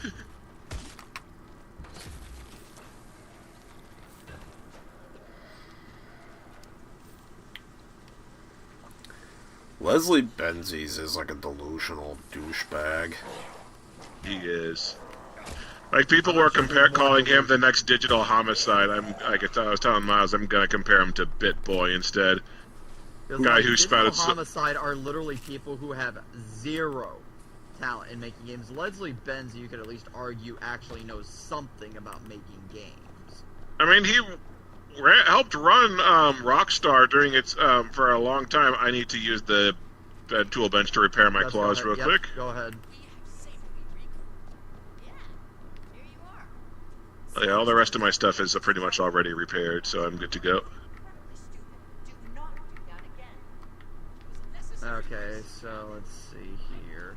There should be one side quest we can pick up on Ocean Avenue. 1 second, I want to upgrade my metal hammer thingy. Okay, but yeah, sorry, I thought you said you were ready, my bad. No, I'm sorry, I was, but there's something else I want to do.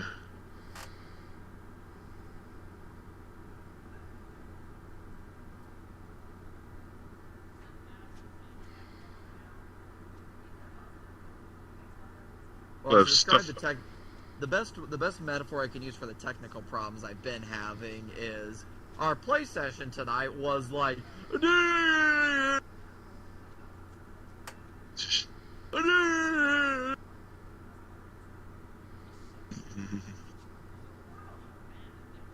that's what it's felt like for me on a technical level, is that. Yeah. I just don't like stuff that is overtly peaty to do, so that's why, like, yeah. I'm not that keen on. I'm not that looking forward to like having to just already split this session up into the 3 videos.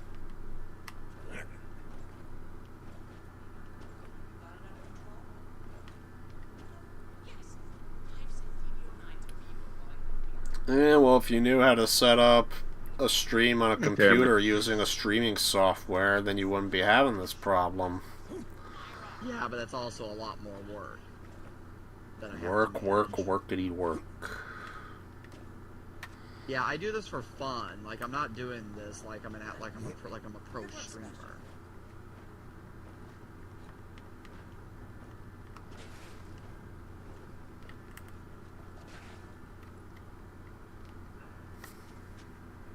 For some reason, I misread at a glance. I misread Ocean Avenue as Cocaine Avenue.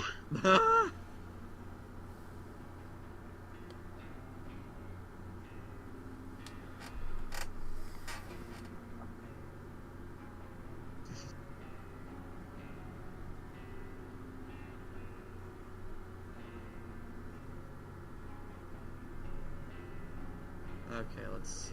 Is there... Oh, Schnick's at level 28 now. Rita's too.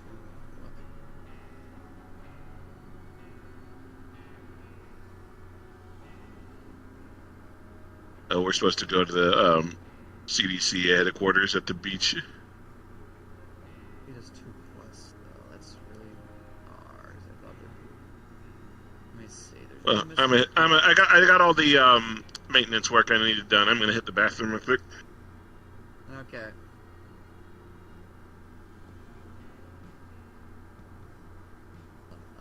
One of the I'll call it quests has to be here.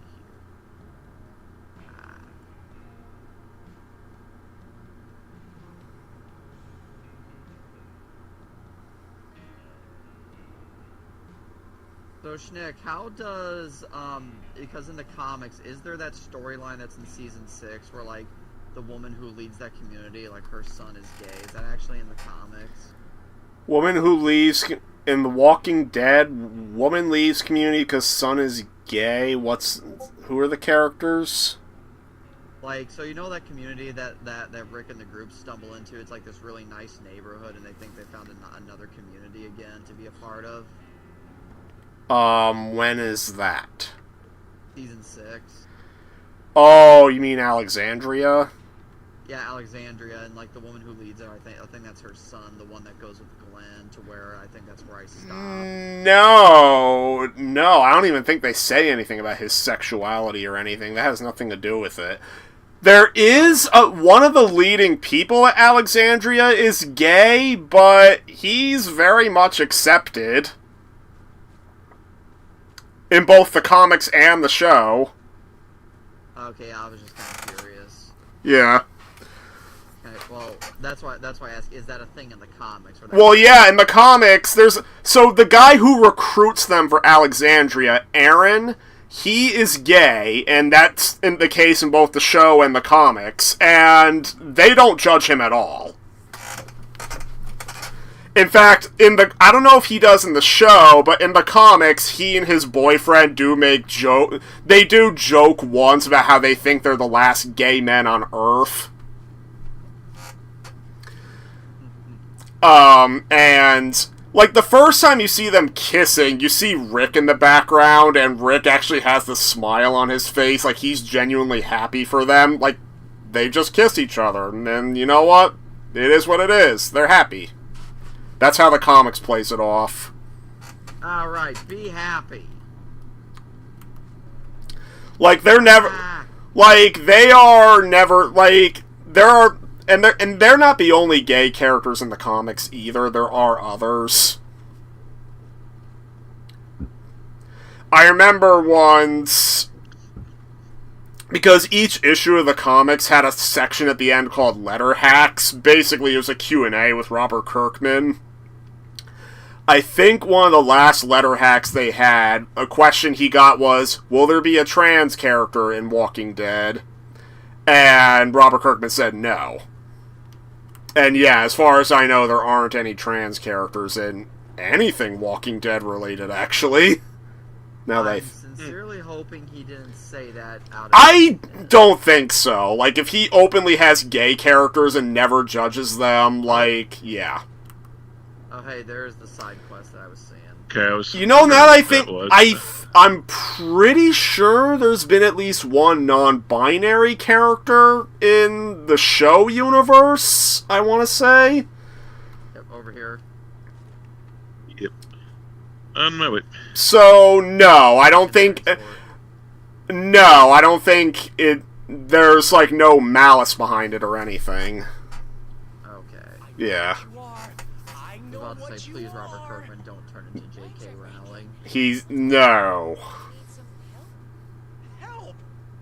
That's what she... You were to steal just like her. Huh. Next thing you'll say is that I can trust you too. Please, we do not need another pop culture civil war of if it's okay to like Walking Dead or not. Uh-huh. Yeah, with Harry Potter, we don't need that. When I wasn't here, without... It should be noted that, well, then again, it wouldn't matter, because, I mean, the original 8 movies didn't have that much of a hand from J.K. Rowling, and people hate them anyway. Well, still, that's what I'm saying, we don't need that, we don't need Yeah. another thing like that, though, where people are arguing over that. Yeah. Because, like I said, I swear, if that actually was a thing with Kirkman... No, I don't think, like, when he said that, well, keep in mind... He got this question right when the comic was ending. Oh, okay. So, it's like, there wouldn't be a point to add a character and build them up at that point. Yeah. That's D-nice.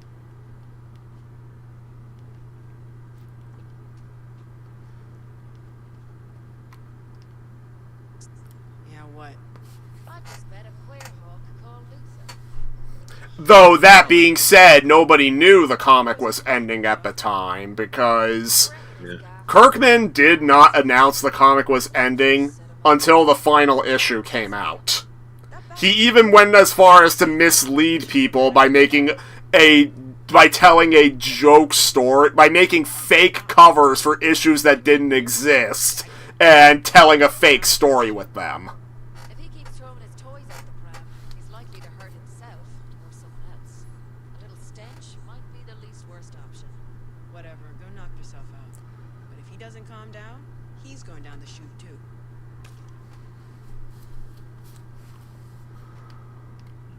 So go to the basement for his bag.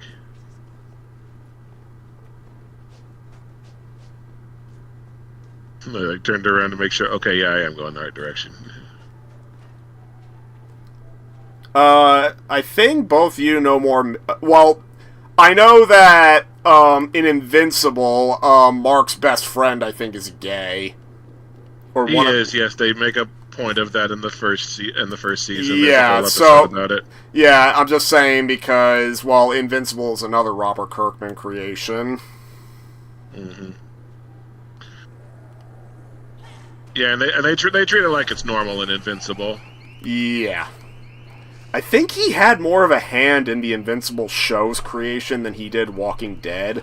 That being said, a lot of the voice cast has Walking Dead alumni as part of it. Like, Invincible himself is Glenn. Oh, guys, wait up. Yeah, I saw the Z's next to your profile. I was worried you might have disconnected again. No, you would have been hearing me rant. No, I was just reading MP's Animal Farm. Cockshot. No, but just because I did comment on it, Schnick. I have no familiarity with the source material. I have not seen any of the original versions. I just like it. You just like it, okay. I literally do not get what everybody's up in arms about. Let's just say the original was a very powerful piece for a lot of people. Well, I know that, but like honestly, the whole like thing about the cringe,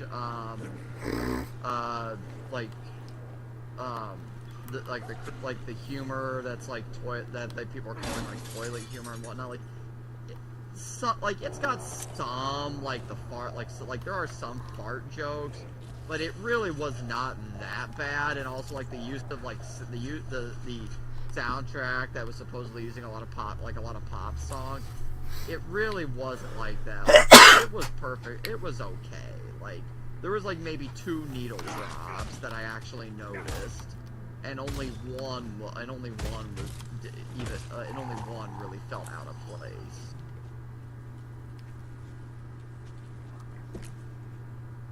I mean, perfectly honest, my opinion is I feel like MP sometimes just gets on a lot of like bandwagons when it comes to certain movies.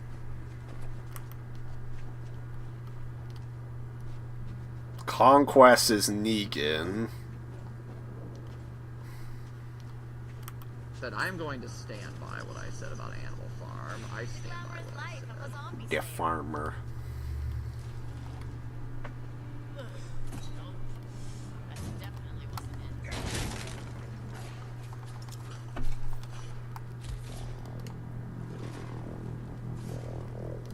Wasn't it?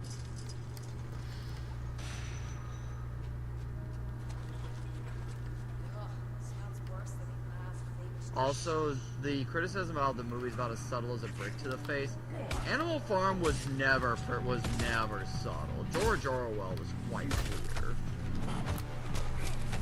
Like Animal Farm itself, like I did do a little bit of research into the source material. Animal Farm itself is a pretty in-your-face satire. Mm-hmm. So, like, Animal Farm is far from subtle. That's also like saying the book 1984 was subtle. No, it's not. 1984 is not a subtle story. Yeah, I did read that one. Yeah, so maybe you could, like, correct me if I'm wrong, but I do not recall 1984 being particularly subtle. Oh, no, it is not subtle. It is not subtle at all. So yeah, like, George Orwell was not a subtle author. He did not hide what he thought. Mm. Okay, so literally we are dumpster diving. Mm. I remember when GameStop literally started killing games because people were dumpster diving.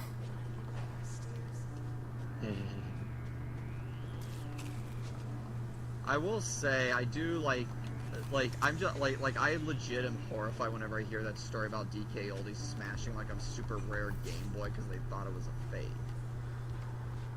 Well, GameStop, what they did to game discs usually when they were phasing out like old inventory, like PS2, GameCube, and all that, if they couldn't sell them, they wouldn't donate them or anything. They would literally just throw them in the garbage.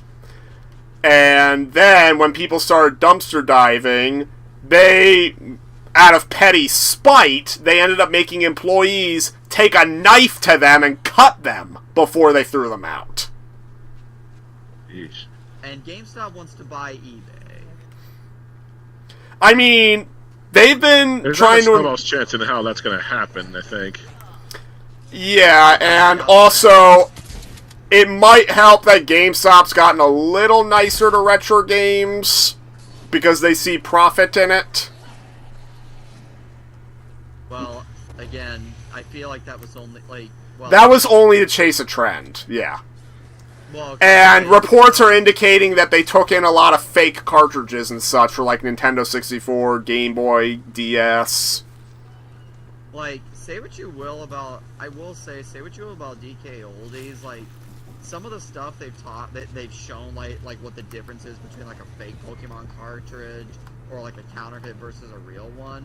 Like, that actually is useful stuff for, like, retro... like. Yeah, GameStop would not be doing that.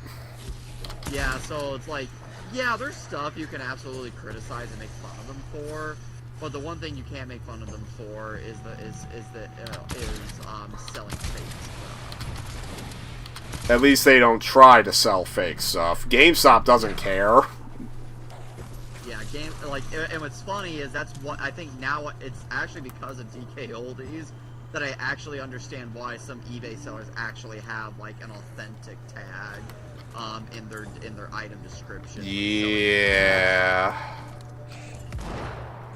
Finding a real copies of Pokemon games is really tough now.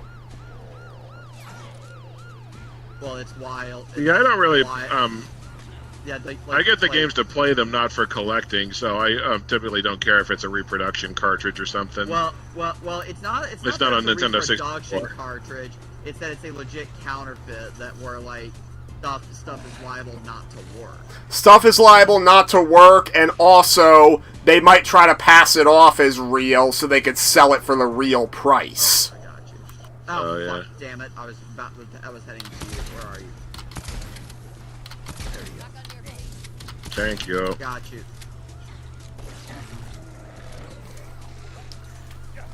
Okay, we need to get rid of these.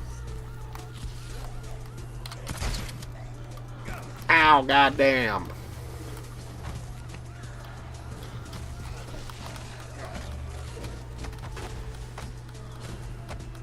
Break. Break. Break. Okay, so Break. we gotta carry this. Break. We literally gotta Break. carry this gym Break. bag. Break. Break. Break. Delete. Okay, that's not right.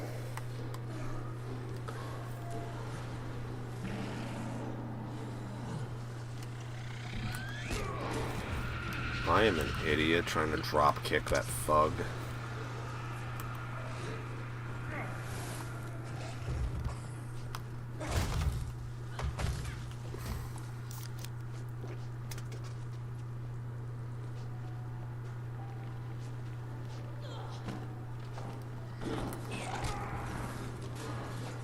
Did I just...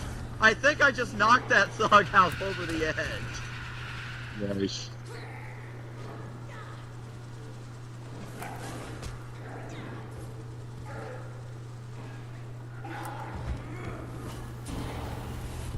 Well, Excuse me, that streamer lady hasn't asked us to kill zombies a special way again for a while.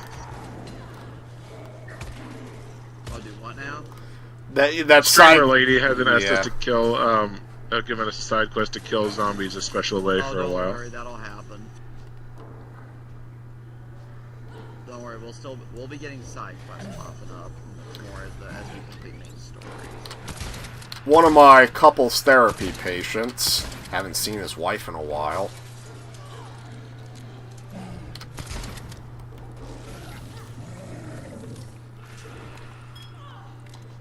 Okay, where did I drop the gym bag? It just hit me that joke ending in Silent Hill Shattered Memories was done by the artist who would later work on Skullgirls. To my knowledge, anyway.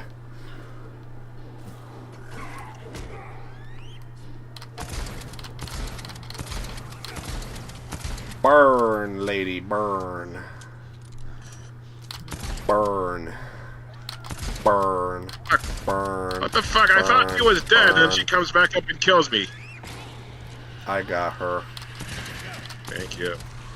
I'm coming around. She exploded. Just had to make sure we didn't lose the gym bag. It's like, I was beating the crap out of her and still taking damage. I didn't know how, and then I thought she was dead, and... These stairs I need to go up. There we are. There you are!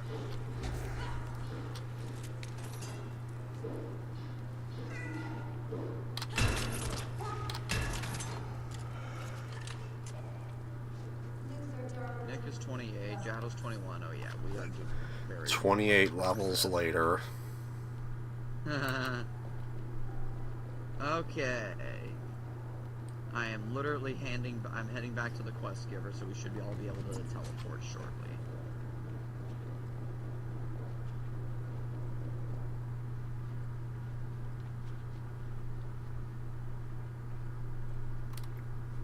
Yeah.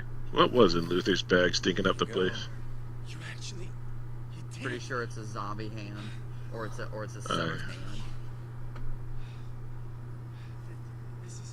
This is Byron. You guys met? I said no. Byron's a hell of a guy. Manos, the hands of Hand fate. his dead friend. You can take on anything, you know? Best goddamn friend I ever had.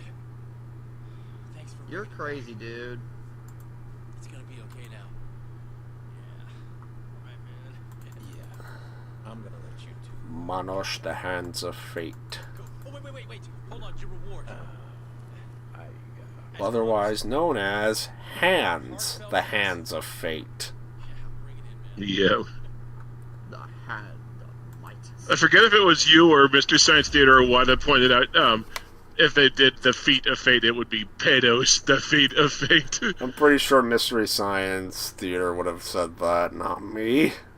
Or Riff Tracks, because they went raunchier. It's time for Riff Track. Because they did, Riff Track. like, they redid it with Riff Tracks. They went back and did it again. I need to put something away because there's a fire axe I want to grab. Okay. Yeah. Well, I just need Oh, the yeah, closet. I'll I have to, maintain my there's the equipment. closet. Oh, I would put that away. You better put that away. Actually, I think it might have been a guy at Mystery Science Theater 3000 night who made that Pedos, the feet of fate thing a joke.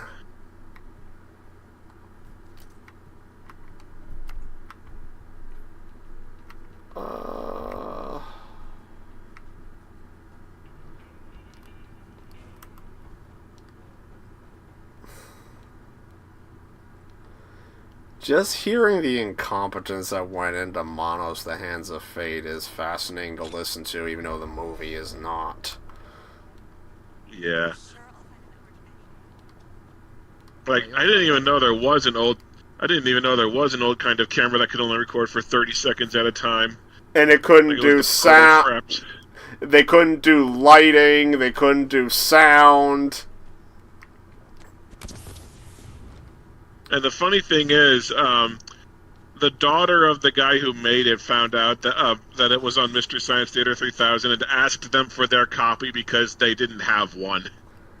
Oh, Like, the family of the guy did like- not have a copy of the movie. Like, even the premiere went wrong, because he was intending to, like, have everybody show up to the premiere in 2 limos. He could only afford 1 limo, so he had to get a group of them into that 1 limo. They came up, and then the limo had to go back for the rest of them. And the irony is that the daughter, because she played the daughter in the movie, she was the one of only 2 actors who got any kind of payment for the movie, because he was actually promising to pay them with whatever money the movie made, which it didn't make anything. Yeah. So, the daughter got paid with a new bicycle, and the dog got paid with dog food. Yeah, and also, it's widely known that because they couldn't do sound, they had to get dub actors. They had one woman to do all the female voices, including the little girl, and she could not do a little girl voice convincingly. And reportedly, the daughter cried when she heard her dubbed voice. Oh, jeez. I mean, that said, she seems a little bit more proud of it now. Funny thing is, the guy who directed and starred in the movie, I mean, he admitted it was trash afterward. Like, he at least was, he at least had more dignity about it. Like, he admitted it was trash afterward, but he was still proud that he even managed to do it. Yeah. Because, well, making a movie is not easy. Yeah, definitely. So, I mean, he was proud that he managed to do it, but he did admit that it was not good. And, I mean, apparently, it was tradition for him to wear the Master's robe for Halloween every year, and then when he died, his son took over the tradition. I mean, making a movie wasn't easy, then Neil Breen would not be able to be making movies. Because apparently Yeah. Neil Breen can just flip on a camera and start shooting. I mean, James Rolfe... And if it's COVID, he can just rent out a green screen studio. James Rolfe discovered the hard way how tough a movie is to make, so...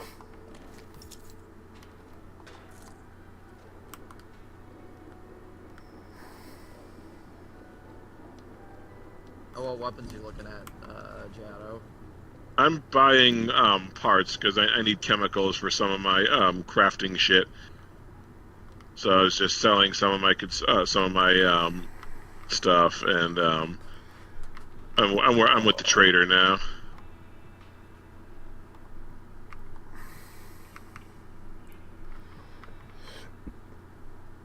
Basically trading whatever I've got a shitload of for some spare cash.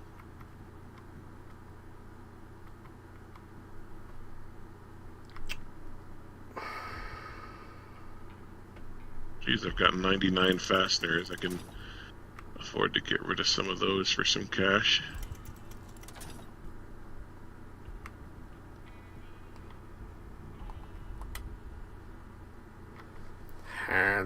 The hands of fate. That has there a two shop fan-made here? sequels. Well, that has a fan-made prequel and a fan-made sequel, by the way. Didn't they have involvement from, like, the daughter or, like, other people that worked on the first movie? The sequel did. The prequel, I think, was entirely fan-made. Ah. Is there a shop here? There is. Talk to the bartender. Oh, Damn, I need a lot of chemicals for all the upgrades I want to craft. So. There is... Wait! Oh, okay, there's a shotgun here, but meh. What the... Rare... Alright, there's nail gun bullets, there's... Russian roulette, that's a freaking thing. Actually... Yeah, ranged punctuator, I'm gonna buy that.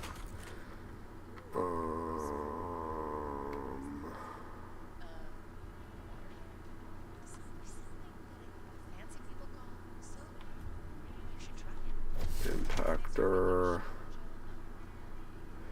Oh, freaking, there's a crafting blueprint for nail gun cartridges. That's actually gonna help. Parts.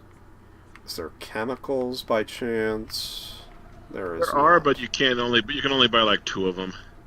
I can't buy any. I don't see nothing. If I cleared out their inventory of chemicals, I apologize. I don't think it would carry over for both of us, so... Yeah. Oh, damn,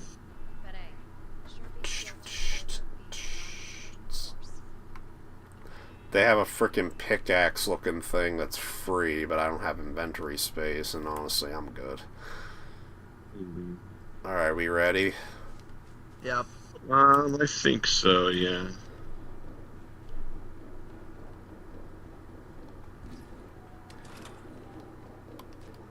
Random question, Miles. What is your favorite SpongeBob episode you've seen so far?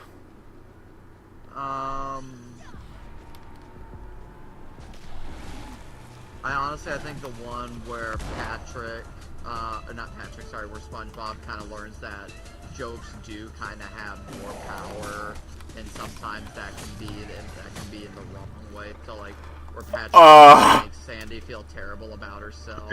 Oh yeah, that one. Because it's basically what I like to point. That's the kind of situation where I like to point to and saying like, okay, I'm not saying people can't tell jokes about groups of people, but when your jokes are literally aimed at demeaning people, like and that's it, then then it's not a joke. It's just being. Yeah.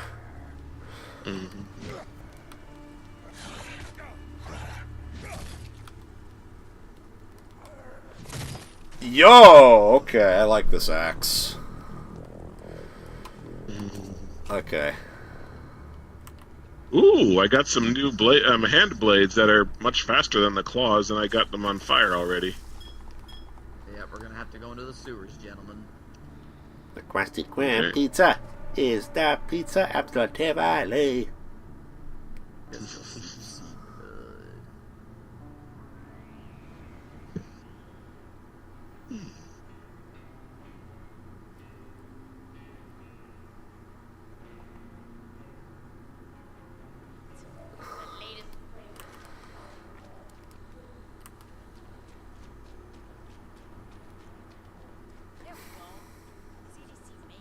Really hope Saturday's sesh. Wait, are you free Saturday, Schnick, or are you going to be proctoring? I have a theater show, but I have to be there at 11. So if we start sooner, I could do it, but I would need to be hopping off like just before 10, which would be 9 o'clock our time. Yeah, and then the problem with that is we have Spectre's movie group, and that's usually going till about 2 or 3, and I've been sleeping until 7 on Saturdays to give myself an extra hour of sleep, because otherwise I'm gonna have a very hard time making it today. Yeah.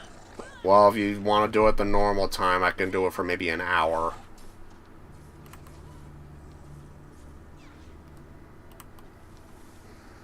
Unless you do 8:30 my time, which is 7:30 for you.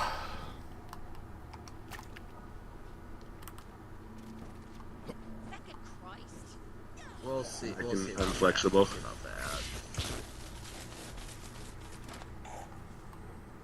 Oh, hey, we didn't have to go.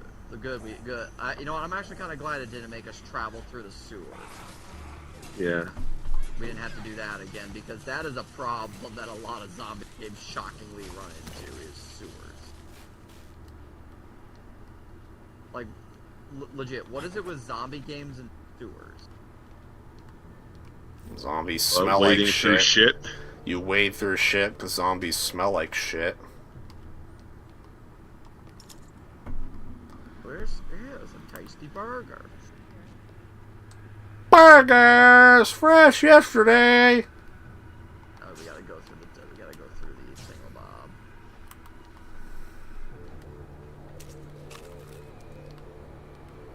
thingamabob. I actually do music love going. how... So where the fuck are you guys? Oh, I see you now. Yep. What were you saying? Speaking of what? Well, speaking of Samuel Jackson's monologue from Pulp Fiction, I just love how we had a government official that legit tried to quote that as if it were a real Bible verse. Like you know Samuel Jackson's famous monologue where he's quoting Ezekiel, right? From Pulp Fiction.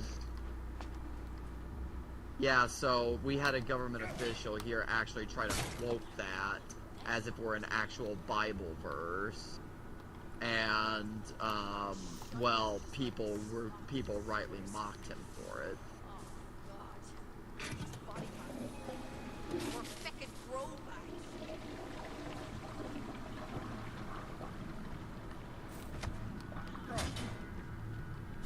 Whatever ripped its way out of that morgue rack came down here and ripped its way through the staff.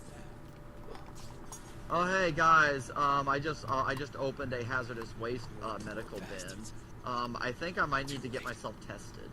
Realized too late. Yep. I'm literally just sticking my hand in a medical waste bin. That's good, right? Sure.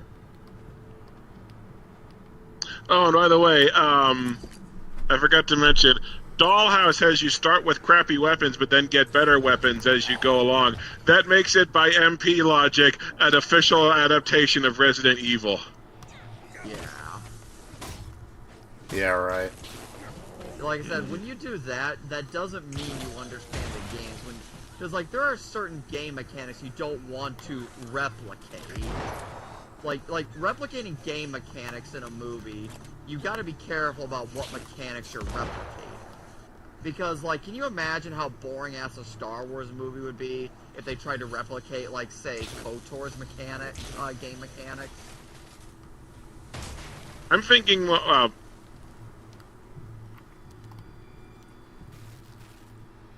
You were saying?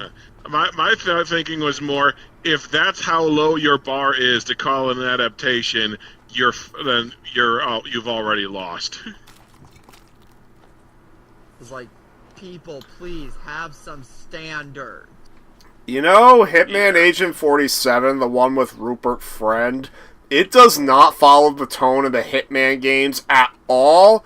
Except for one jarring scene where that movie version of 47 tries to guide the woman into the hiding in plain sight thing. It's something they do for exactly 1 minute long scene, and that's it. Is that the one where she somehow avoids the camera? Yeah, that one. Yeah, that scene was fucking stupid. Yeah. Otherwise, the movie's a generic action movie where 47's a freaking idiot. Fix the power supply, so we gotta follow these power cords. So, Hitman Agent 47 ignored the games and was not good. I mean, the one with the first adaptation with Timothy Olyphant, that one was not good either, but it was slightly closer to the games, but also not really, because one of the more infamous scenes in it is where he has an out-of-nowhere samurai sword fight. Huh. I have not actually watched the Timothy Olyphant movie. I haven't seen either one of them. Both of them are not good, but the Timothy Olyphant one is the slightly more preferable of the two.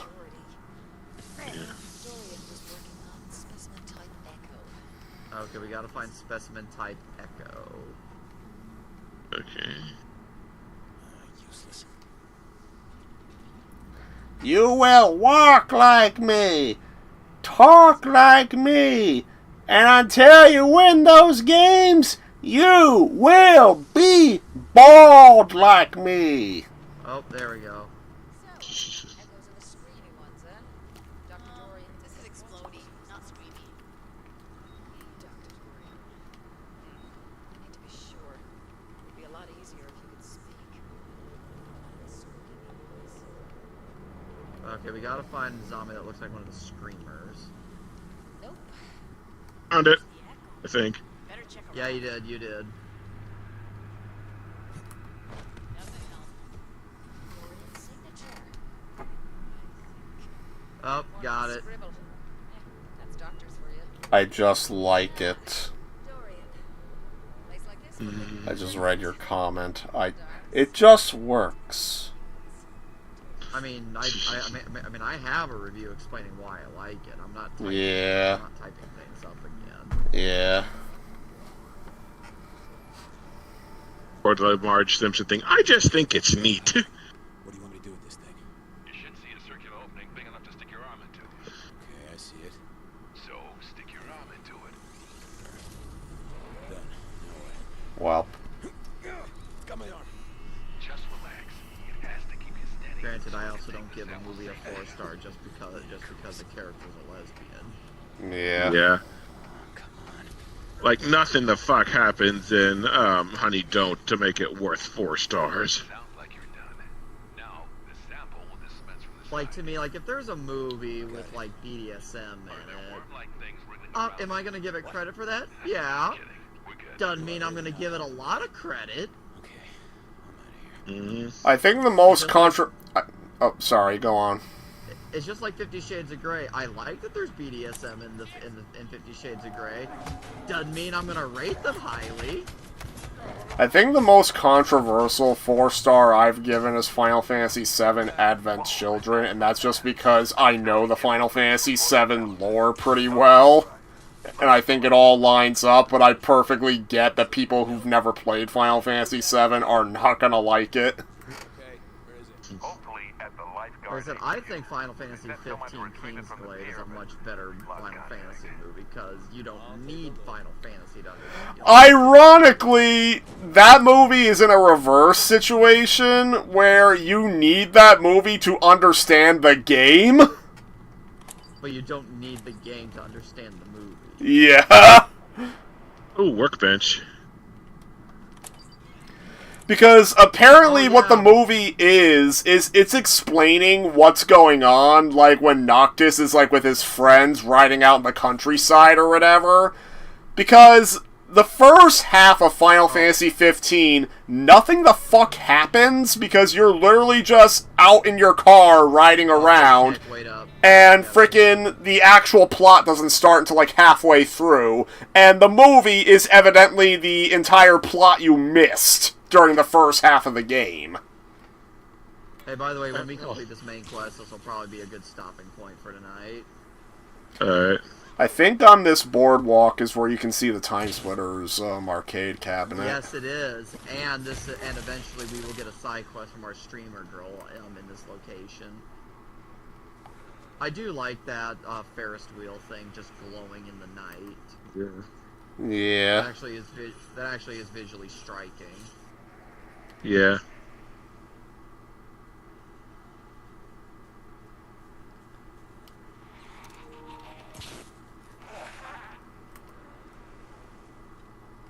Oh, level 22 for Jado. Good.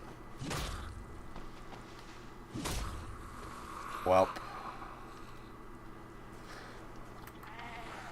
I discovered the female zombies have jiggle physics on their boobs. For whatever that's worth. I'm also addicted to boobies. Yeah! I'm also addicted to boobies! I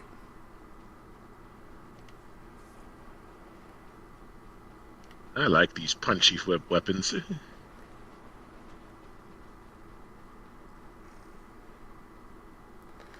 I do need to add the classic Family Guy episodes to the marathon someday. You should. Yeah. I mean, hey, there's no stopping you from doing it from starting now. Well, yeah, especially since I have the DVDs. Well, yeah, you could. Oh, Miles, if you ever want to try Dragon Ball Z Abridged, that's how I got introduced to Dragon Ball Z. He's gonna be getting introduced to the original Dragon Ball soon, because, yeah, a couple marathons from now, you're gonna be seeing Dragon Ball. Yeah, so I'll just do that.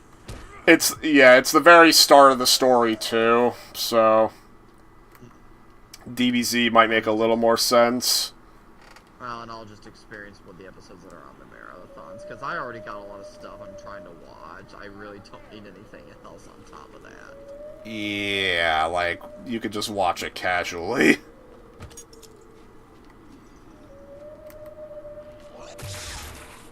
Well, Dragon Ball Z Abridged condenses the entire Saiyan saga at the start down to, like, I think it comes out to, like, 2 hours, because it's, like, 12 episodes that are about 10 minutes apiece. Oh, okay, we need everybody here, because we're about to get a shitload of zombies to take on. Everybody ready? I think so. I like how everyone memes on that over 9,000 line, just because it's from an earlier dub of DBZ. When the more that dub has the line reading as, "It's over 9,000!" Yeah. Well, the dub that's more widely circulating nowadays has a different delivery for it. It comes out as, "It's over 9,000! Yeah, the first one was better. And then Dragon Ball Z Abridged take on it is, he looks at it, he's like, "It's 1006. Kick his ass, Nappa!" And then Nappa gets the crap beaten out of him, and Vegeta's like, "I had to scout her upside down."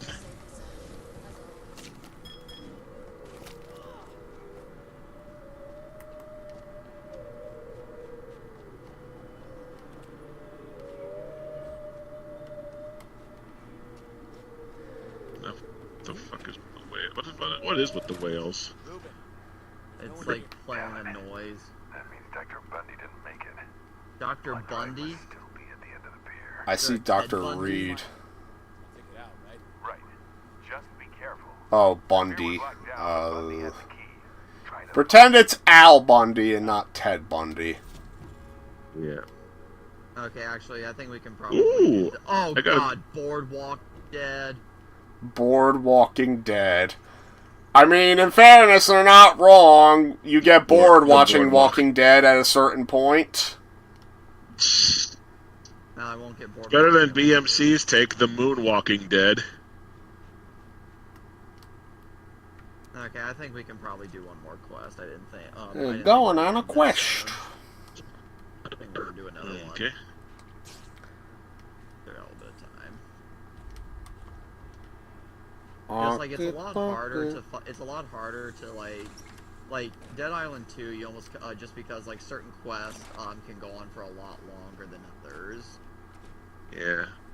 Whereas like with Suicide Squad and Skull and Bones, it was pretty easy to find stopping points. Okay. Let's get this Yeah, because you were itching. Partly because you were itching to quit at all times. I'd rather be stuck in a dark room playing Suicide Squad than stuck in a dark room playing Skull and Bundy, Bones. please stand up. Oh, Schnick, by the way, we need to wait for Jado. I'm just Sorry, I'm blowing just stuff up. upgrading my I'm weapons. just blowing stuff up. Okay, I'm good. I need to kill zombies to build my Fury meter back up. Don't kill them too quickly. Yeah, I haven't used my Fury in ages. Bundy! Oh, and Bundy freaking won't get hurt by my toxic bullets. But now he takes damage from my rifle. I said don't kill zombies too quickly because I need to... Okay. I'm coming over.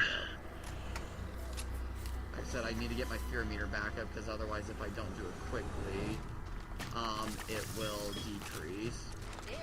Yeah. I need to find zombies now. You must kill zombies. It's an addiction.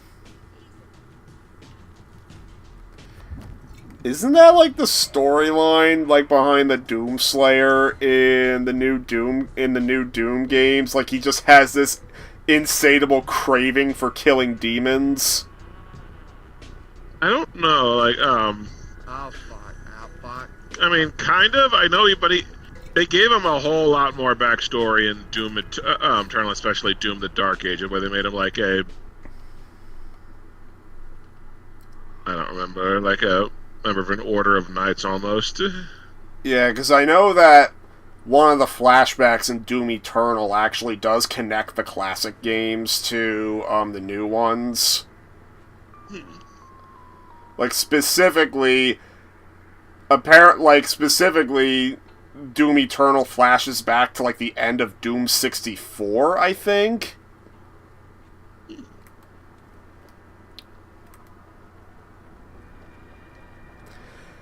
Like, the only Doom game where its canon status is a bit questionable is Doom 3. But, honestly, they do leave it open just enough to where it could be canon. Because they do establish that not every Doom game has you playing as the Marine who will become the Doomslayer. Yeah. So, Doom 3 could have had you following different Marines. I need to play Doom 3 because I do like the horror Yeah. I played Doom. I played like the half of Doom 3. I was gonna make a video on it, but then just decided I didn't have the time for. I didn't have like the God, I'll have to say, but I kinda hit. Revolution. There's Homefront the Revolution. Homefront the Revolution, but there also has to be Time Splitters in there. Oh jeez. But you were saying about Doom 3? Yep, there's Homefront Like Revolution. I got through, I think, a little over half of it. I was gonna do a video about it, but I don't remember if I just hit writer's block on it or just didn't have a whole lot to say about it because I liked there it. It is. You liked it? Yeah, I like Doom 3. I just never went back to finish it. Yep. I need to play it because like I do like the horror vibes that it's got going. I have it on PlayStation 4, so. I also because it was one of those that was available. It feels like the Dwayne Johnson Doom movie takes after Doom 3. It does take after Doom 3 quite a bit, yeah. Only I'm sure. Yeah, I mean, Doom 3 is sort of a black sheep with fans, only because it's so radically different compared to the others.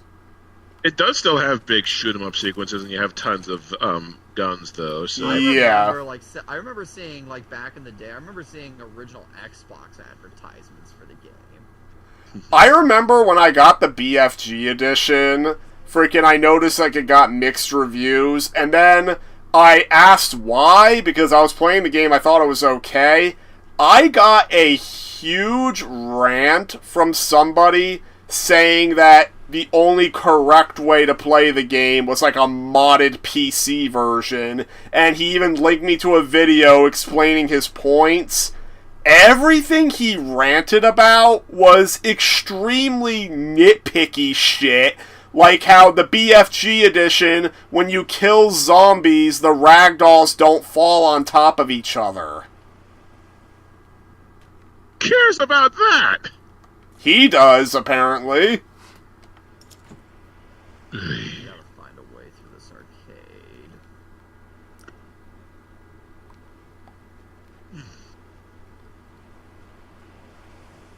We need to restore power somehow. Fortunately, the objective marker is just focused on the door. Oh, over here. Over here. Everyone over here. I think I found the way. I approve of the Time Splitters do you know the way? machine. Do you have the right time, old man? No.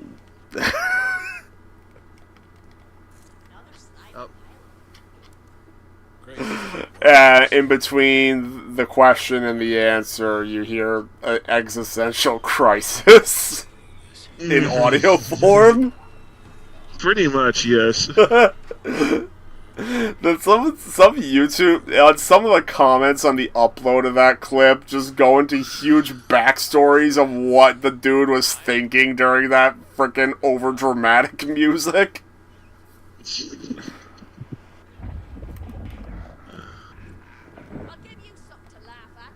I did enjoy Time Splitters Future Perfect a lot more because it was not that hard. It was hard to get lost in it. Yeah. Time Splitters 2, very easy to get lost. I mean, I'm pretty sure he also liked Future Perfect's sense of humor more. Oh yeah. I actually played through Time Splitters 2 on normal difficulty, and the last level has a section in space that's balls hard with it, but I think Schnick said he actually hadn't played on normal difficulty. Yeah, I played on... I forget if I did eventually play it. I've played on normal, I just don't think I've beaten the game on normal. I will say, there was one part of Future Perfect that damn near made me want to rage quit. Which was... I'm trying to remember. It's where, like, you start, like you meet four of them, like four of yourselves, and you're having to solve this, like, electronic puzzle, and it gets pretty freaking hard. I can't remember what the kind of, I can't remember how to describe the kind of puzzle you have to do, but you have to do that puzzle, like, 3 or 4 times, and I was constantly failing and having to restart the section, until eventually I was able, by sheer luck, to make it pass, I think the part that I got stuck on was, like, when they flash back to the first level, and you're protecting your first level self in a sniping section, and I hated that. I got through that in one attempt just fine, but it was not without difficulty. Yeah.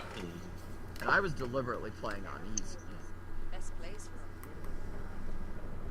for Easy? You call that easy? Easy? It was on easy? That's their idea! Fucking easy! Ugh. It's funny because my uncle revealed to me that on the front my dad revealed to me, I don't know if it was my dad or my uncle, he was cleaning out the front porch and he showed me some floppy disks they happened to have. One of them, I think, was a demo of Dark Castle. Oh, wow. Uh-huh. I wasn't able to test it, though, because I don't have a floppy disk drive. Yeah. I actually do now. I got one. Well, A, it was cheap, but also I got it specifically for the Blade Runner review, so I could take snapshots of the original game running and move them to my computer. I don't know if I'm ever going to use it again, but I do have one now.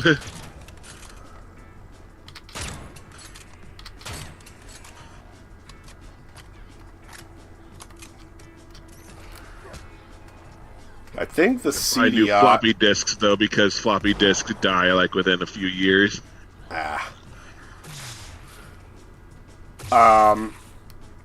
Speaking of Dark Castle, he played the freaking CDI version that was, like, 10 times worse. I think the CDI is the one game system I'm aware of where it does nothing right. Like, I mean, I would have proposed the Atari Jaguar, but the Jaguar at least has seems to have a good Alien vs. Predator game, if nothing else. That's the thing. Even some of the bad consoles out there do at least have a handful of good games to their name. Like, the Jaguar had the AVP game. It's where Rayman was originally developed, though the PS1 version did come out first. Doom easily had the Jaguar port of Doom was easily one of the best contemporary ports at the time, and it was also the basis for like a lot of the ports like GBA, PS1, and all that. And let's see, then Tempest 2000 has a big following behind it, so that's the Jaguar. The Sega CD has stuff like Sonic CD, Terminator, the original release of Lunar. Trying to think of what else the Sega CD had, but just a handful of names. The 32X had like Star Wars Arcade, it had Virtua Fighter. The funny thing is, Virtua Fighter was better on the 32X than it was the Saturn. If Star Wars Trilogy Arcade is on the 32X, I might need to put that on my PlayStation Classic or see if it'll run. Yeah, let's see. I would be curious how that one works. I'm trying to think what other bad system. Oh well, the Vita had Uncharted, Golden Abyss, a handful of other games. You were saying? Re-Res has covered two consoles on just bad games that have basically nothing good to offer. The Tiger Gamecom and the Mattel Hyperscan. The Hyperscan only had like 6 or 7 games for it, period. But like, it was based around a card scanning hardware that didn't work worth shit. The R-Zone also had nothing good on it. Well, it was another Tiger game thing.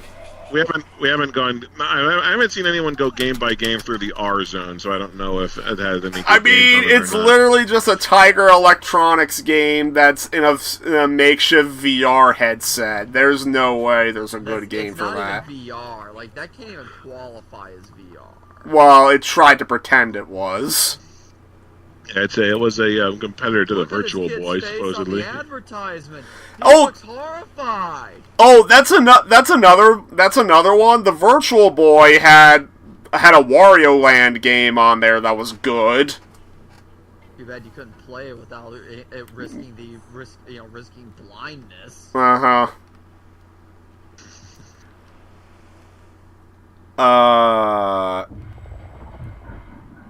trying to think what else.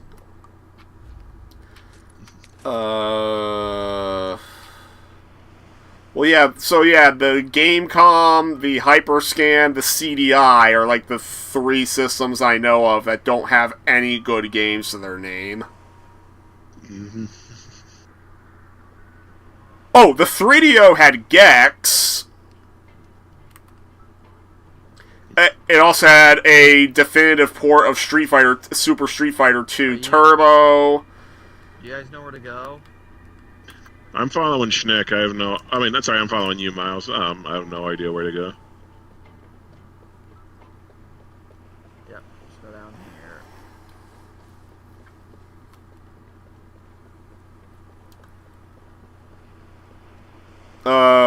I wouldn't say the TurboGrafx 16 was a failure, like it was just kind of there, but it does have one notable game with the CD add-on being able to play.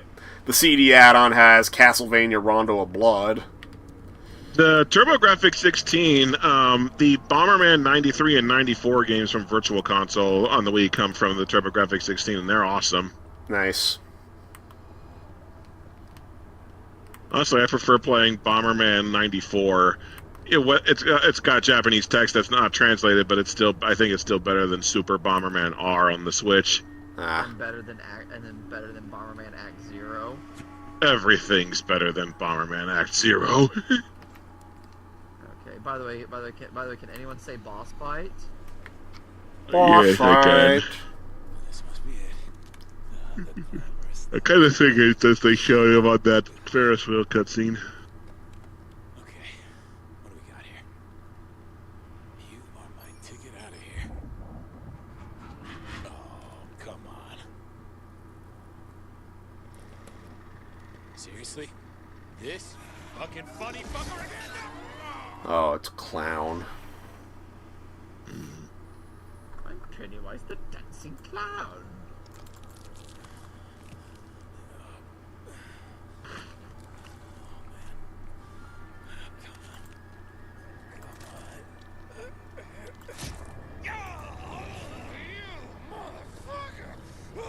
Clown.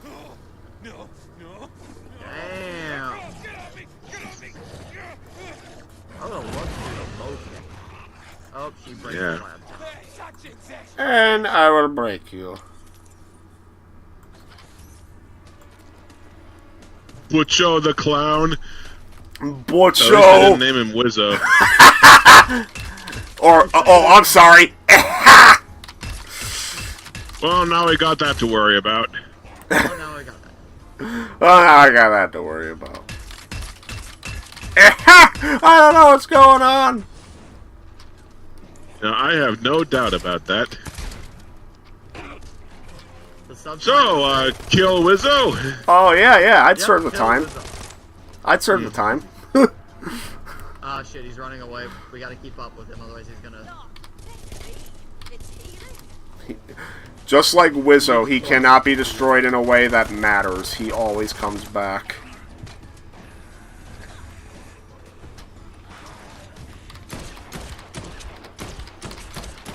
All of us kicking him while he's down reminds me of, there were clips of, like, low-budget Avengers Endgame. It's just a dude in a Thanos mask, and then a bunch of dudes in Avengers masks come over and just keep stomping on him.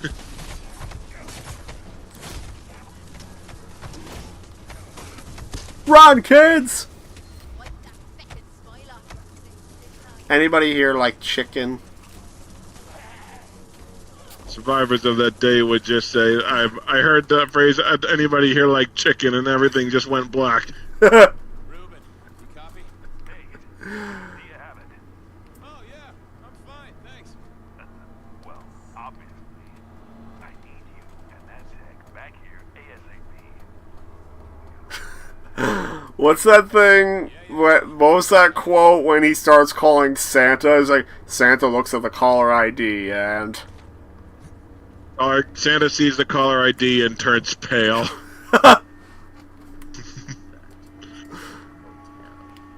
Oh. Oh, good. We got a map over here. Good. Oh, good.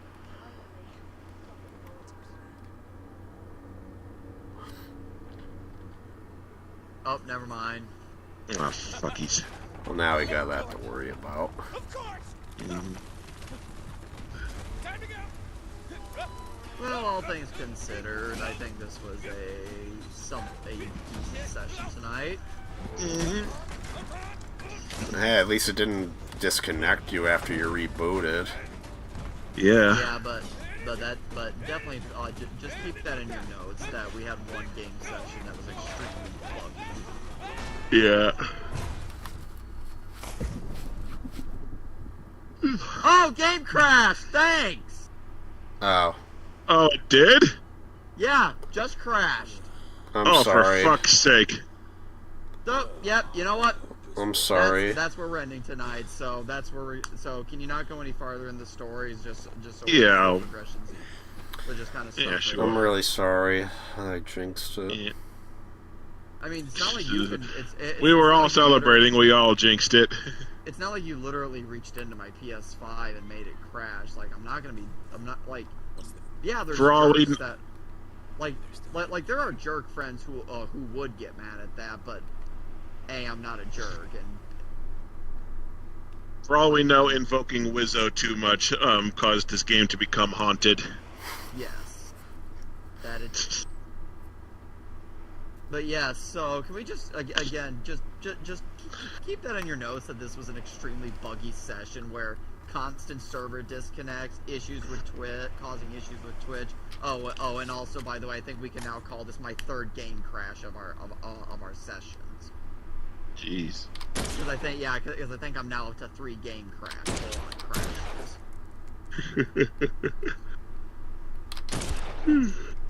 God, I did not realize the online play for this was buggy.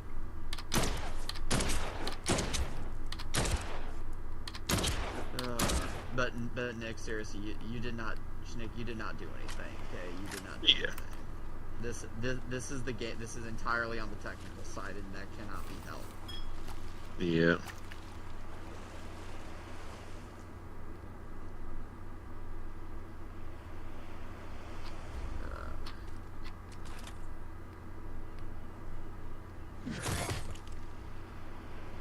Well, at least we got somewhere tonight, but even with all the issues. Yep, despite the game's best efforts. Oh, hey, this is a, let's see. Oh, this is interesting. Apparently our illustrious Secretary of Health and Human Services wants to start reining in prescriptions of antidepressants. Make it to where it's incredibly difficult for people to get them. I mean, I'm sure it's nothing's gonna come of it because he's a fucking idiot. Yeah. But it's just the fact that your job is literally to help people stay healthy. And again, by the way, Ken, like, or Jab, just remind me, would you agree with this that like, even if antidepressants are not for everyone, they're still very helpful to some people. Oh yeah, definitely. Like this isn't like that fucking religious movie God's Club where it just throws a blanket over all pharmaceuticals basically being crap and praying the suicidal thoughts away is the key to life. It's like, or to fixing it, it's like, it is not at all like that. Yeah. Well, medication is good for some people. It may not be the solution for others. But yeah. But apparently this fucking idiot seems to believe that the solution is no medication.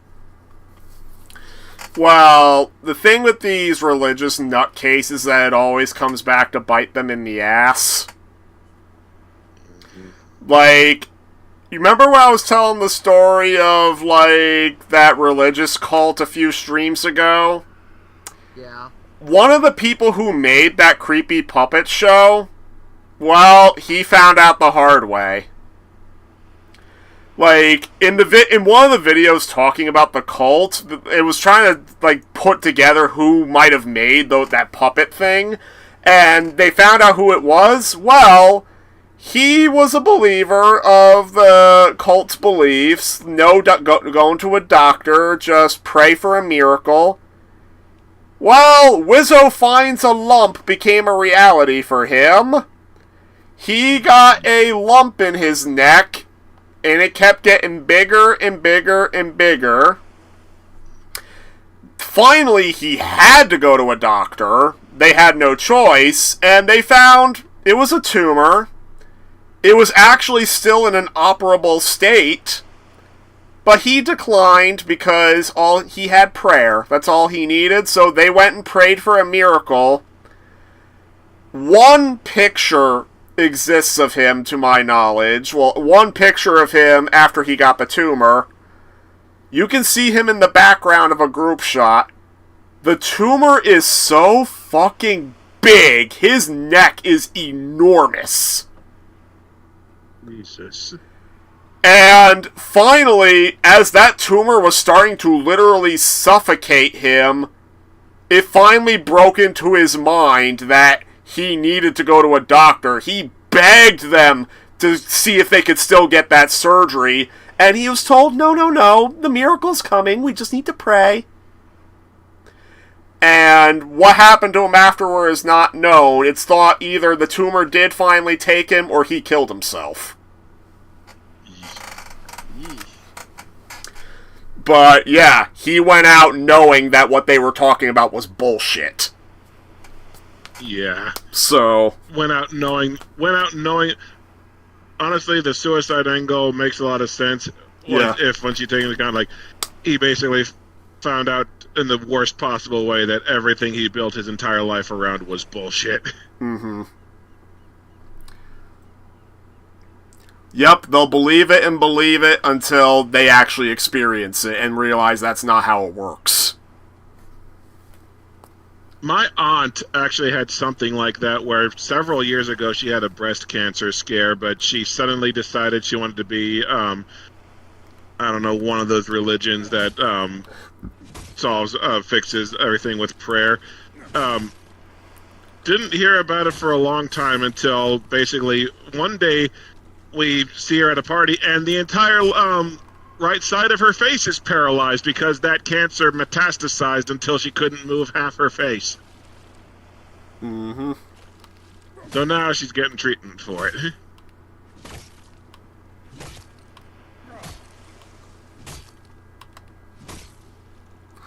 This entire speech, I've been going angry grandpa on this frickin' brute. Nice.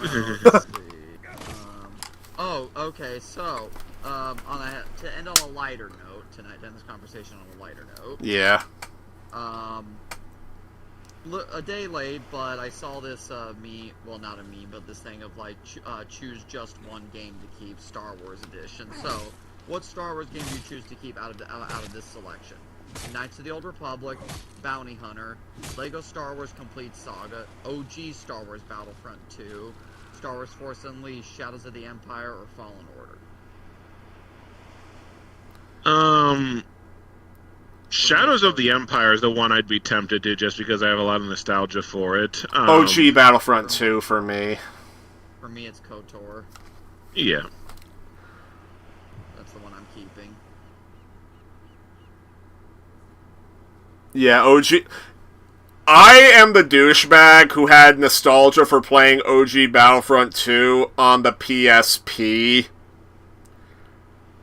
That is one of the worst ports. And so naturally, when I got to play the real thing, that's when I absolutely adored it.